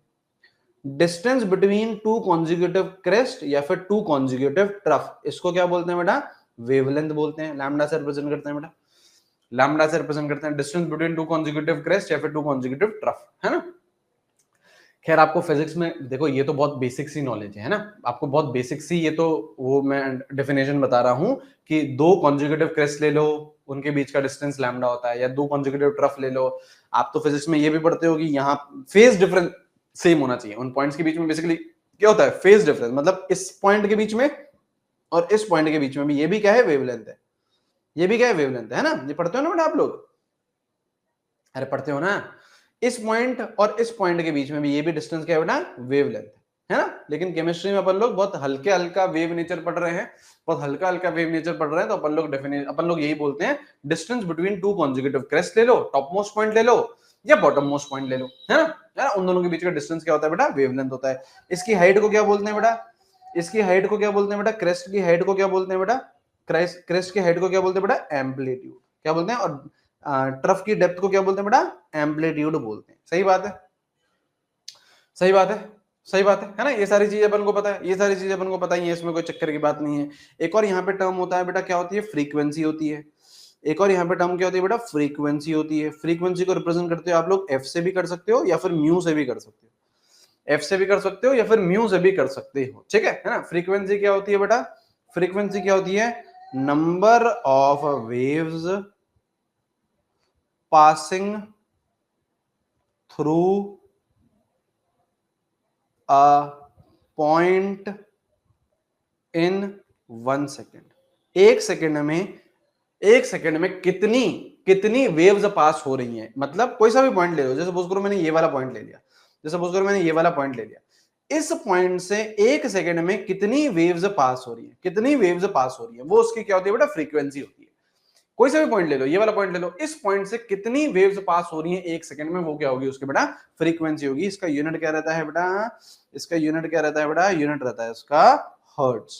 यूनिट क्या रहता है बेटा इसका, हर्ट्ज या फिर सेकंड इनवर्स, हर्ट्ज या फिर सेकंड इनवर्स, ठीक है। और एक होता है बेटा वेव नंबर, एक होता है बेटा वेव नंबर, इसको रिप्रेजेंट करते हैं बेटा म्यू बार से, इसको रिप्रेजेंट करते हैं बेटा म्यू बार से। कैसे निकालते हैं बेटा वेव नंबर, म्यू बार कैसे निकालते हैं, 1/लैम्डा। कैसे निकालते हैं बेटा, 1/लैम्डा से, 1/लैम्डा से, ठीक है। वेवलेंथ है, उसका रेसिप्रोकल ले लो तो क्या आ जाता है बेटा, वेव नंबर आ जाता है। लिख लीजिए, लिख लीजिए। अब एक स्पेशल तरीके की वेव होती है जिसे अपन लोग बोलते हैं बेटा इलेक्ट्रोमैग्नेटिक वेव, जिसे अपन लोग क्या बोलते हैं बेटा, इलेक्ट्रोमैग्नेटिक वेव। तो हंस के दुनिया को है हंसाना, मेरे देख लिया। चलें, अब स्पेशल तरीके की वेव होती है जिसे अपन लोग क्या बोलते हैं बेटा, जिसे अपन लोग क्या बोलते हैं बेटा, इलेक्ट्रोमैग्नेटिक वेव बोलते हैं। इलेक्ट्रोमैग्नेटिक रेडिएशन, फिजिक्स में तो पूरा चैप्टर है बेटा ये, इलेक्ट्रोमैग्नेटिक वेव्स, है ना, ईएम वेव्स या फिर इलेक्ट्रोमैग्नेटिक रेडिएशन, है ना, ईएम वेव, ईएम वेव, है ना। हाँ ठीक है, क्या होती है बेटा ईएम वेव, सर ये क्या पूछ लिया सर, ये क्या पूछ लिया सर, ये क्या पूछ लिया, ये तो आता ही नहीं सर हमें, ये क्या पूछ, ये क्या होती है बेटा ईएम वेव, फुड़फुड़ फुड़फुड़ फुड़फुड़ फुड़फुड़ फुड़फुड़ फुड़फुड़ करके चलती हैं सर। ये देखिए बेटा, ये 3 एक्सेस बना दी मैंने, लग रहा है बेटा, लग रहा है 3 एक्सेस लग रही है बेटा, 3 एक्सेस लग रही है। देखो बेटा एक्स एक्सेस, ये देखो बेटा वाई एक्सेस, ये देखो बेटा जेड एक्सेस लग रही है बेटा, 3 एक्सेस लग रही है। इसको कैसे इमेजिन करो, अपने घर का, है ना, या फिर कमरे का कोई सा भी कोना देखो, अपने कमरे का कोई सा भी कोना देखो, तो उससे देखो 3 लाइनें जा रही होंगी, 2 तो ग्राउंड पे होंगी और एक बेटा ऊपर की तरफ जा रही होगी, जा रही है। कोई सा भी एक कोना देखो अपने घर का, तो 2 तो बेटा ग्राउंड की तरफ होंगी और एक बेटा कहां होंगी, ऊपर की तरफ जा रही होगी। तो ये देखो बेटा, ये रही, ये और ये, ठीक है। इलेक्ट्रोमैग्नेटिक वेव्स में क्या होती है बेटा, 3 कंपोनेंट होते हैं। इलेक्ट्रोमैग्नेटिक वेव्स में क्या होता है बेटा, 3 कंपोनेंट होते हैं। क्या होता है बेटा, क्या होता है बेटा, क्या होता है, एक होती है इलेक्ट्रिक फील्ड, एक होती है मैग्नेटिक फील्ड, और एक होती है बेटा प्रोपोगेशन ऑफ वेव। तो यहाँ पे देखिए बेटा, यहाँ पे देखिए, सपोज करो यहाँ पे मैंने इलेक्ट्रिक फील्ड बना ली, यहाँ पे मैंने बना दी बेटा इलेक्ट्रिक फील्ड, यहाँ पे मैंने बना दी बेटा इलेक्ट्रिक फील्ड, यहाँ पे मैंने बना दी बेटा इलेक्ट्रिक फील्ड, है ना, ये मैंने बना दी इलेक्ट्रिक फील्ड, ठीक है। इस वाली एक्सिस पे मैंने बना दी बेटा क्या, मैग्नेटिक फील्ड। इस वाली एक्सिस पे मैंने क्या बना दी बेटा, मैग्नेटिक फील्ड बना दी। मैग्नेटिक फील्ड को किससे रिप्रेजेंट करते हैं बेटा, बी से, बी से, है ना। तो ये रही आपकी इलेक्ट्रिक फील्ड, ये रही आपकी मैग्नेटिक फील्ड, और जो आपका डायरेक्शन ऑफ वेव है, जो आपका डायरेक्शन ऑफ वेव है, डायरेक्शन ऑफ वेव है, वो ये है, वो ये है। मतलब इसको अपन लोग बोलेंगे propagation,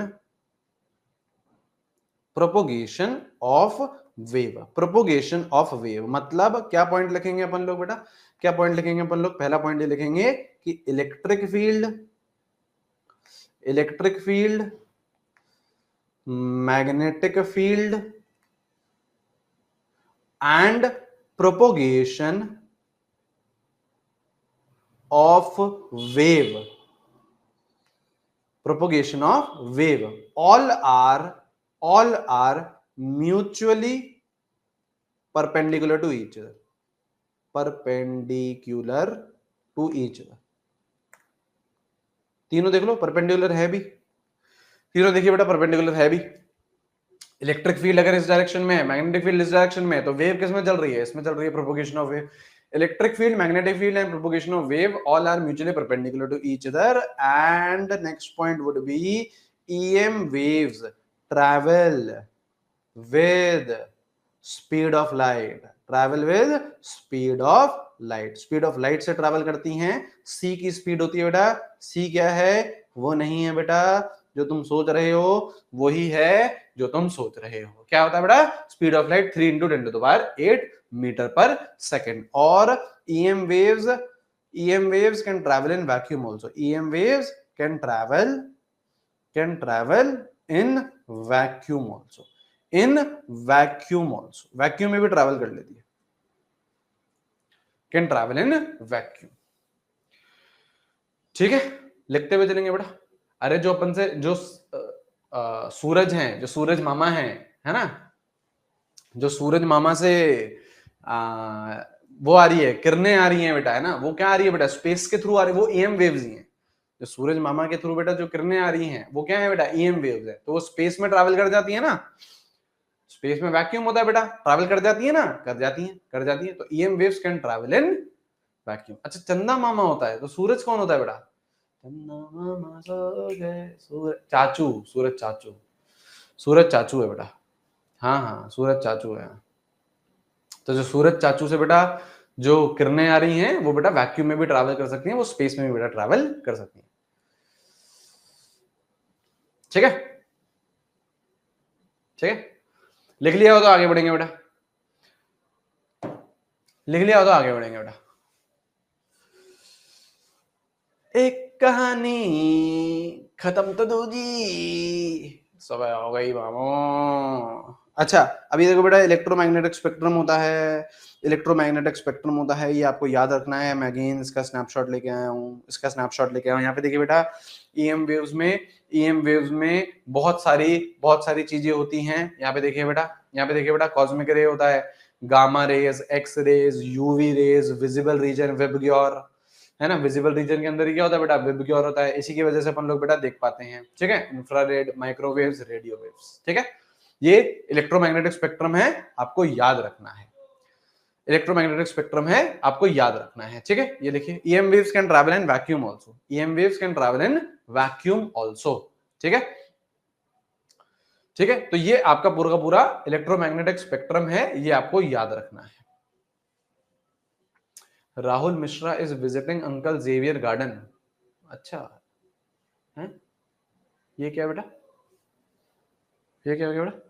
classy car XUV in my range trick है। कहां से क्लासी कार कॉस्मिक गामा है? ट्रिक है तो ट्रिक जैसी तो लगे। बताओ, वापस बताओ ट्रिक बेटा। कॉस्गा XUVZ इंफ्रा माइक रेडियो। हाँ सानिया, ये ट्रिक अच्छी है।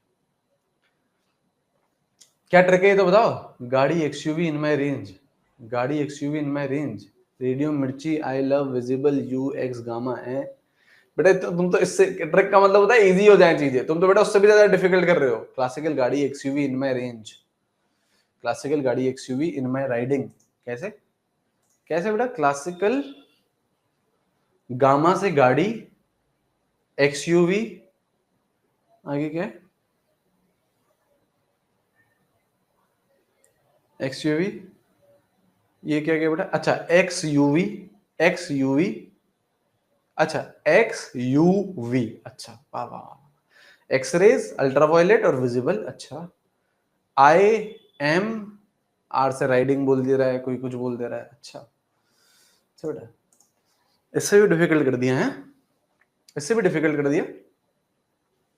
अब आपको बेटा दो चीजें याद रखनी है अब आपको बेटा दो चीजें याद रखनी है ना। अब आपको बेटा, हाँ, cute girls are ultimate visitor in, ये देखो बेटा, अब आपको बेटा दो चीजें याद रखनी है। एक तो ट्रिक याद रखनी है है ना। अब एक तो बेटा आपको ट्रिक याद रखनी है ना, और एक आपको बेटा ये भी याद रखनी, ठीक है, आपको दो चीज याद रखनी है। चलिए ठीक है बेटा, देख लेना है ना, यहाँ पे देखिए बेटा, ठीक है, यहाँ पे देखिए बेटा, यहाँ पे देखिए, ये आपका विजिबल रीजन है विबग्योर, विजिबल रीजन है विबग्योर, लगभग 4000 एंगस्ट्रॉम से 8000 एंगस्ट्रॉम तक का होता है। कहीं किताबों में आप लोग इसे, कहीं किताबों में से आप लोग 3500 एंगस्ट्रॉम से 7500 एंगस्ट्रॉम तक देखोगे।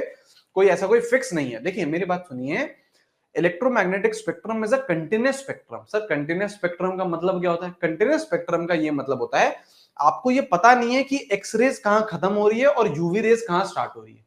एग्जैक्ट रेंज हमें नहीं पता हो रही है, आपको ये पता नहीं है कि यहाँ पे ये वी कहां पे खत्म हो रहा है और आई कहां पे स्टार्ट हो रहा है। तो ये आपको, आपका क्या है, कंटीन्यूअस है।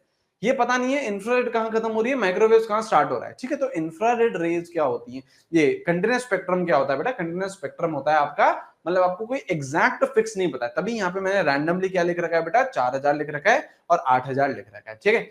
लेफ्ट टू राइट जब मैं जाता हूं तो वेवलेंथ क्या करता है? इंक्रीज करता है। मतलब कॉस्मिक रेज सबसे कम है और रेडियो वेव्स सबसे ज्यादा होती हैं वेवलेंथ में, वेवलेंथ में, ठीक है। अच्छा अब यहां सुनिए बेटा, यहां सुनिए बेटा, यहां सुनिए, यहां सुनिए, यहां सुनिए, क्या ये आपकी इलेक्ट्रोमैग्नेटिक वेव्स हैं? हाँ, electromagnetic waves travel with speed of light. Electromagnetic waves travel with speed of light, ठीक है। तो आपका C इक्वल्स टू, अच्छा एक फॉर्मूला आ रहा है, C क्या है बेटा? स्पीड है। C क्या है बेटा? स्पीड है। C equals to frequency into wavelength, frequency into wavelength, ये एक फॉर्मूला होता है। अब यहां देखिए बेटा, क्या ये कांस्टेंट है?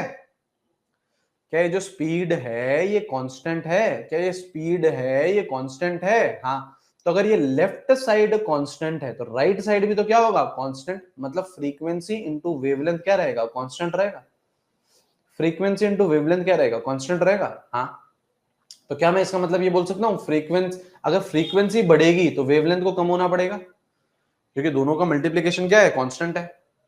दोनों का मल्टीप्लिकेशन क्या है? कांस्टेंट है। तो अगर फ्रीक्वेंसी एक वैल्यू बढ़ेगी तो एक वैल्यू क्या करेगी? डिक्रीज करेगी, तभी तो वैल्यू बराबर रहेगी, तभी तो वैल्यू कांस्टेंट रहेगी। हाँ, तो क्या यहाँ पे मैं ये बोल सकता हूँ, क्या यहाँ पे मैं ये बोल सकता हूँ कि आपकी जो फ्रीक्वेंसी है that is inversely proportional to wavelength. Frequency is inversely proportional to wavelength. तभी देखो बेटा, अगर left to right wavelength increase कर रही है तो लेफ्ट टू राइट फ्रीक्वेंसी क्या करेगी? डिक्रीज करेगी। फ्रीक्वेंसी क्या करेगी बेटा? डिक्रीज करेगी, ठीक है। ठीक है या नहीं है? ठीक है या नहीं है? ठीक है या नहीं है? ठीक है, लिख लो, लिख लीजिए, लिख लीजिए।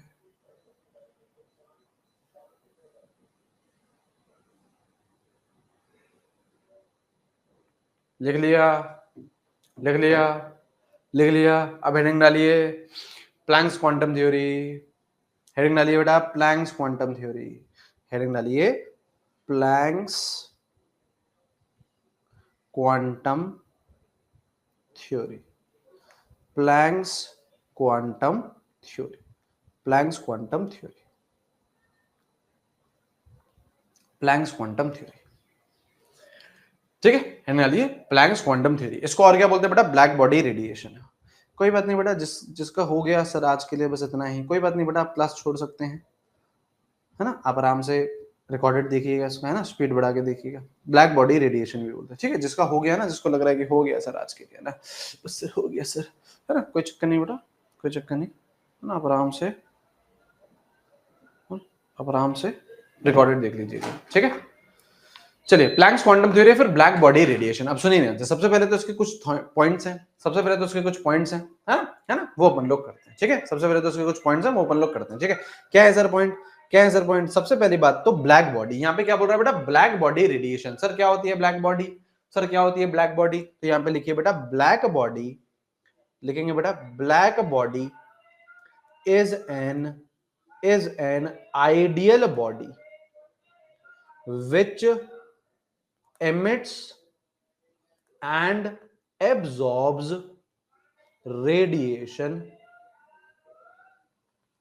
of all frequency. देखिए, black body is an ideal body which emits and absorbs radiations of all frequency, मतलब देखो ब्लैक बॉडी क्या होती है, आइडियल बॉडी होती है। ब्लैक बॉडी क्या होती है, आइडियल बॉडी होती है। और जरूरी नहीं है बेटा ब्लैक बॉडी का ब्लैक होना ही जरूरी है, ऐसा कुछ भी नहीं है बेटा। क्या सर ब्लैक बॉडी ब्लैक ही रहेगी? नहीं, है ना।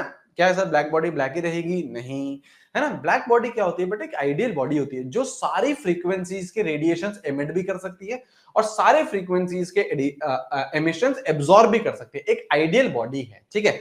अच्छा, अब सर ये जो रेडिएशंस एमिट कर रही है, हाँ, ये रेडिएशन जो एब्जॉर्ब कर रही है किस फॉर्म में करेगी? अब सुनिए ध्यान से, किस फॉर्म में करेगी। यहां पे देखो नेक्स्ट पॉइंट लिख रहे हैं कि radiations emitted or absorbed are in the form of सुनिए ध्यान से, रेडिएशंस emitted और absorbed are in the form of small packets or bundles of energy called quanta.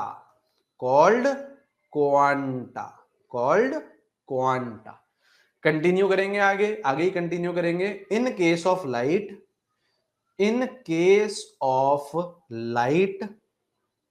They are called photons. तो आज की क्लास के बाद आप बहुत बार फोटॉन्स सुनोगे, ठीक है। क्वांटा जनरल टर्म है, लाइट के केस में अपन ने उसे फोटॉन्स बोल दिया। तो क्या बोल रहा है, देखो क्या बोल रहा है। जैसे सपोज करो मैं ब्लैक बॉडी हूं, तो मैं क्या कर रहा हूं, सारे रेडिएशंस एब्जॉर्ब भी कर रहा हूं, सॉरी एमिट भी कर रहा हूं, और सारे रेडिएशंस एब्जॉर्ब भी कर रहा हूं, सब कर रहा हूं, आइडियल बॉडी है। लेकिन जो रेडिएशंस एमिट कर रहा हूं या रेडिएशन जो एब्जॉर्ब कर रहा हूं, किसी फॉर्म में तो करूंगा, हाँ, उस फॉर्म को क्या बोला गया, फोटॉन्स। तो वो फॉर्म है क्या, वो है बेटा स्मॉल पैकेट्स या फिर बंडल्स किसके, एनर्जी के। स्मॉल पैकेट्स या फिर बंडल्स किसके बेटा, एनर्जी के। स्मॉल पैकेट्स या फिर बंडल किसके, एनर्जी के। तो यहां पे देखिए बेटा, यहां पे देखिए, अगर ये आपका ब्लैक बॉडी है, अगर ये आपकी ब्लैक बॉडी है, बीसी है ना, बी होगा ना बेटा, बी सी कैसे होगा बेटा, ब्लैक बॉडी है। तो ये क्या कर रही है बेटा, रेडिएशंस एमिट कर रही है, रेडिएशंस एब्जॉर्ब कर रही है, किस फॉर्म में बेटा, छोटे छोटे पैकेट्स या फिर बंडल्स किसके, एनर्जी के। मतलब ये क्या है बेटा, एक फोटोन है। फोटोन क्या है, छोटा पैकेट है एनर्जी का या छोटा बंडल है एनर्जी का। एक फोटोन है, ठीक है। तो इसको अपन लोग क्या बोलेंगे बेटा, स्मॉल पैकेट ऑफ एनर्जी, तो ये कौन है बेटा, फोटोन है। तो देखो यहां पे अपन लोग पता है क्या पढ़ रहे हैं, प्लैंक्स क्वांटम थ्योरी में अपन लोग पढ़ क्या रहे हैं, प्लैंक्स क्वांटम थ्योरी में अपन लोग पढ़ रहे हैं बेटा, पार्टिकल नेचर ऑफ लाइट। अपन लोग क्या पढ़ रहे हैं बेटा, पार्टिकल नेचर ऑफ लाइट। सही बात है या नहीं है? अरे पार्टिकल नेचर ऑफ लाइट में ही तो बेटा दो फिनोमेना थे, पार्टिकल नेचर ऑफ लाइट में ही तो बेटा दो फिनोमेना थे, कौन कौन से, एक बेटा प्लैंक्स क्वांटम थ्योरी, एक बेटा फोटो इलेक्ट्रिक इफेक्ट, और पार्टिकल नेचर ऑफ लाइट क्या होता है बेटा, डिसकंटिन्यूअस। तो क्या इन दोनों के बीच में आपको गैप दिख रहा है? हाँ, तो मैं बोलूंगा ना बेटा डिसकंटिन्यूअस है। ये और ये क्या है, अलग अलग है। देखो wave nature was continuous. Wave जब आपने बनाना स्टार्ट करी थी तो आपका पेन नहीं उठा था, देखो वेव चलते जा रही है, कंटिन्यूअस है, कहीं पे भी ब्रेक नहीं है बेटा, तो it is continuous in nature. लेकिन पार्टिकल नेचर क्या होता है बेटा, डिसकंटिन्यूअस होता है। क्यों? क्योंकि दो फोटोन के बीच में गैप होता है, समझ में आई है? तो फोटोन क्या है बेटा, छोटा छोटा पैकेट है, बंडल है, किसका है सर, एनर्जी का। ठीक है सर, लिख लिया हो तो आगे बढ़ेंगे बेटा, है ना। अब ये एनर्जी किसी पे तो डिपेंड करेगी, हाँ सर, ये एनर्जी किसी पे तो डिपेंड करेगी, बिल्कुल सही बात है।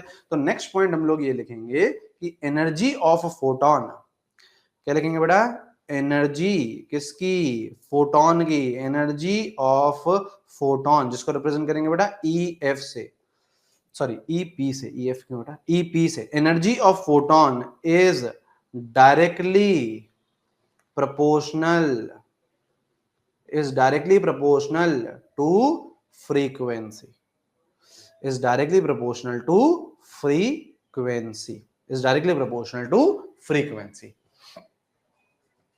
ठीक है, डायरेक्टली प्रोपोर्शनल टू फ्रीक्वेंसी. ठीक है, तो यहां पे देखिए बेटा, energy of photon is directly proportional to what, frequency. जब मैं प्रोपोर्शनैलिटी कांस्टेंट इंट्रोड्यूस करूंगा, जब मैं प्रोपोर्शनैलिटी कांस्टेंट इंट्रोड्यूस करूंगा तो energy of photon equals to h into f, h into f. किस में निकलेगी एनर्जी बेटा, जूल में. यूनिट इंपॉर्टेंट रहेंगे बेटा, यूनिट इंपॉर्टेंट रहेंगे. सर h क्या है, h क्या है, h क्या है, h क्या है बेटा, h है आपका प्लैंक्स कांस्टेंट. h है आपका क्या, प्लैंक्स कांस्टेंट. h क्या है, प्लैंक्स कांस्टेंट. क्या वैल्यू है, 6.626 into 10 to the power minus 34 joules second. 6.626 into 10 to the power minus 34 joules second. तो energy of photon is h into f, h into f. f क्या है बेटा, frequency. f क्या है बेटा, फ्रीक्वेंसी. लेकिन देयरफॉर है ना, बट नहीं, बट देयरफॉर नहीं, but c equals to frequency into wavelength. ये अपन लोग देखते हुए आए थे. हाँ, तो frequency is what, c by lambda. हाँ, frequency is what, c by lambda. तो देयरफॉर अगर मैं इस फ्रीक्वेंसी की जगह c बाय लैम्डा लिख दूं तो आपका एक और फॉर्मूला क्या आ गया, EP equals to hc by lambda, hc by lambda, hc by lambda. क्या, जूल्स, जूल, जूल. ठीक है,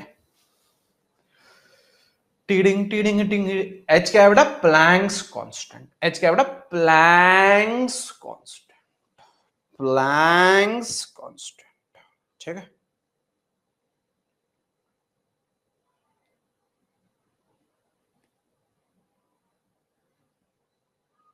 सही है, सही है, सही है, नहीं है, बिल्कुल सही है सर, बिल्कुल सही है सर, बिल्कुल सही है सर.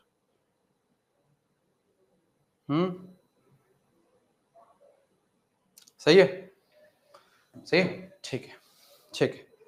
लिखिए बेटा, आगे बढ़ेंगे बेटा. लिखो एनडी बाबा ट्रिक, एनडी बाबा ट्रिक, एनडी बाबा ट्रिक बेटा, एनडी बाबा ट्रिक. ठीक है, लिखेंगे बेटा. देखो बेटा, ट्रिक किस लिए है, ट्रिक किस लिए, कैलकुलेशंस इजी करने के लिए. यहां पे देखो बेटा, प्लैंक्स का कांस्टेंट बड़ा ही गड़बड़ है. प्लैंक का कांस्टेंट बेटा क्या है, बड़ा ही गड़बड़ है. हाँ गोली, हाँ, प्लैंक्स का कांस्टेंट क्या है, बड़ा ही गड़बड़ है. तो इस कांस्टेंट को अगर हम लोग यूज करेंगे तो हमारी कैलकुलेशन बहुत डिफिकल्ट हो जाएंगी, है ना, बहुत डिफिकल्ट हो जाएंगे. तो यहाँ पे क्या है बेटा, एनडी बाबा की ट्रिक है. एनडी बाबा की बेटा गोली है, गोली बेटा, गोली है ना, गोली. एनडी बाबा क्या बेटा, चूरन.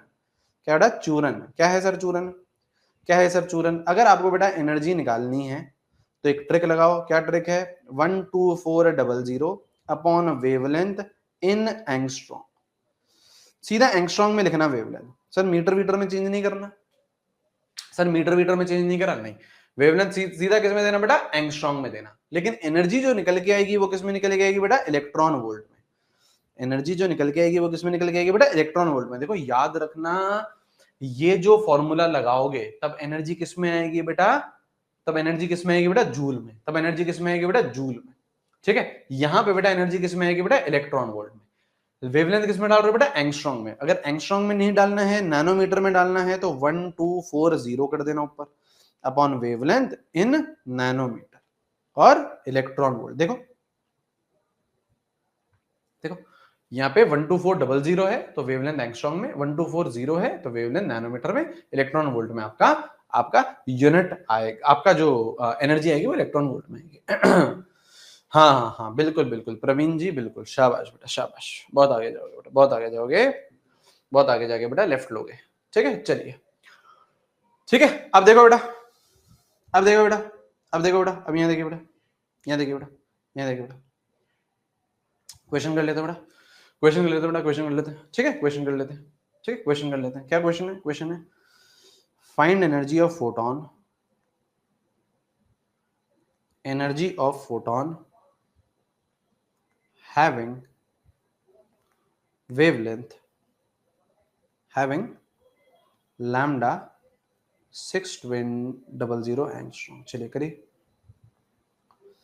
करिए बेटा, सीधा ट्रिक लगाओ बेटा, सीधा ट्रिक लगाओ, सीधा ट्रिक लगाओ, आंसर आ जाना चाहिए बेटा अभी तक तो। बिल्कुल सही है, आ भी गया, शाबाश शाबाश बेटा शाबाश, बिल्कुल सही है। क्या लगाओ, सीधा सीधा ट्रिक लगाओ बेटा, energy equals to 12400 upon wavelength, सीधा एंगस्ट्रॉम में डालो, सीधा एंगस्ट्रॉम में डालो, कोई मीटर वीटर में कन्वर्ट नहीं करना, कोई मीटर वीटर में कन्वर्ट नहीं करना, सीधा आंसर क्या, 2 इलेक्ट्रॉन वोल्ट, 2 इलेक्ट्रॉन वोल्ट। अच्छा सर इलेक्ट्रॉन वोल्ट में पसंद नहीं आया, इलेक्ट्रॉन वोल्ट में पसंद नहीं आया, जूल में करके बताओ सर, जूल में करके बताओ, कुछ नहीं, अपन ने पढ़ा था ना 1 electron volt is 1.6 into 10 to the power -19 joule, तो 2 इलेक्ट्रॉन वोल्ट कितने होगा, 2 into 1.6 into 10 to the power -19 joule, joule में करना है तो जूल में कर लो, 3.2 into 10 to the power -19 joule, joule में कर लो, कोई चक्कर नहीं है, कोई चक्कर नहीं है, कोई चक्कर नहीं है बड़ा, इलेक्ट्रॉन वोल्ट को जूल में कर दिया, इलेक्ट्रॉन वोल्ट को जूल में कर दिया, सही है, सही है। अच्छा अगर अपन लोग बेसिक वाला फॉर्मूला लगाते जो अपन लोगों ने सीखा है, अगर वो वाला फॉर्मूला लगाते तो देखो कैलकुलेशन कितनी टफ हो जाती, तो देखो बेटा कैलकुलेशन कितनी टफ हो जाती, E equals to H C by lambda, E equals to H C by lambda, तो देखो कैलकुलेशन कितनी टफ हो जाती, 6.626 into 10 to the power -34, C की वैल्यू बेटा 3 into 10 to the power 8, lambda बेटा 6200 एंगस्ट्रॉम है, लैम्डा बेटा 6200 एंगस्ट्रॉम है, तो उसको मीटर में कन्वर्ट करो 10 टू द पावर -10, बेटा ये तो एक ही सवाल हो पाएगा बेटा, है ना, ये तो एक ही सवाल हो पाएगा बेटा नीट में, है ना। अच्छा एनर्जी किस, अच्छा ये फॉर्मूला लगाते हैं तो एनर्जी किस में निकलती है, ये फॉर्मूला लगाते हैं तो एनर्जी किस में निकलती है बेटा, जूल में, किस में निकलती है बेटा, जूल में, तो इससे आ जाना बेटा, इलेक्ट्रॉन वोल्ट निकाल के फिर जूल निकाल ले, इलेक्ट्रॉन वोल्ट निकाल ले फिर जूल निकाल ले, है ना बेटा, तो ये तो बड़ा डिफिकल्ट हो जाता, तो डिफिकल्ट नहीं हो इसलिए क्या आई बेटा, गोली आ गई, है ना, क्या आ गया बेटा, चूरन आ गया, खट्टा मीठा चूरन आ गया, ठीक है।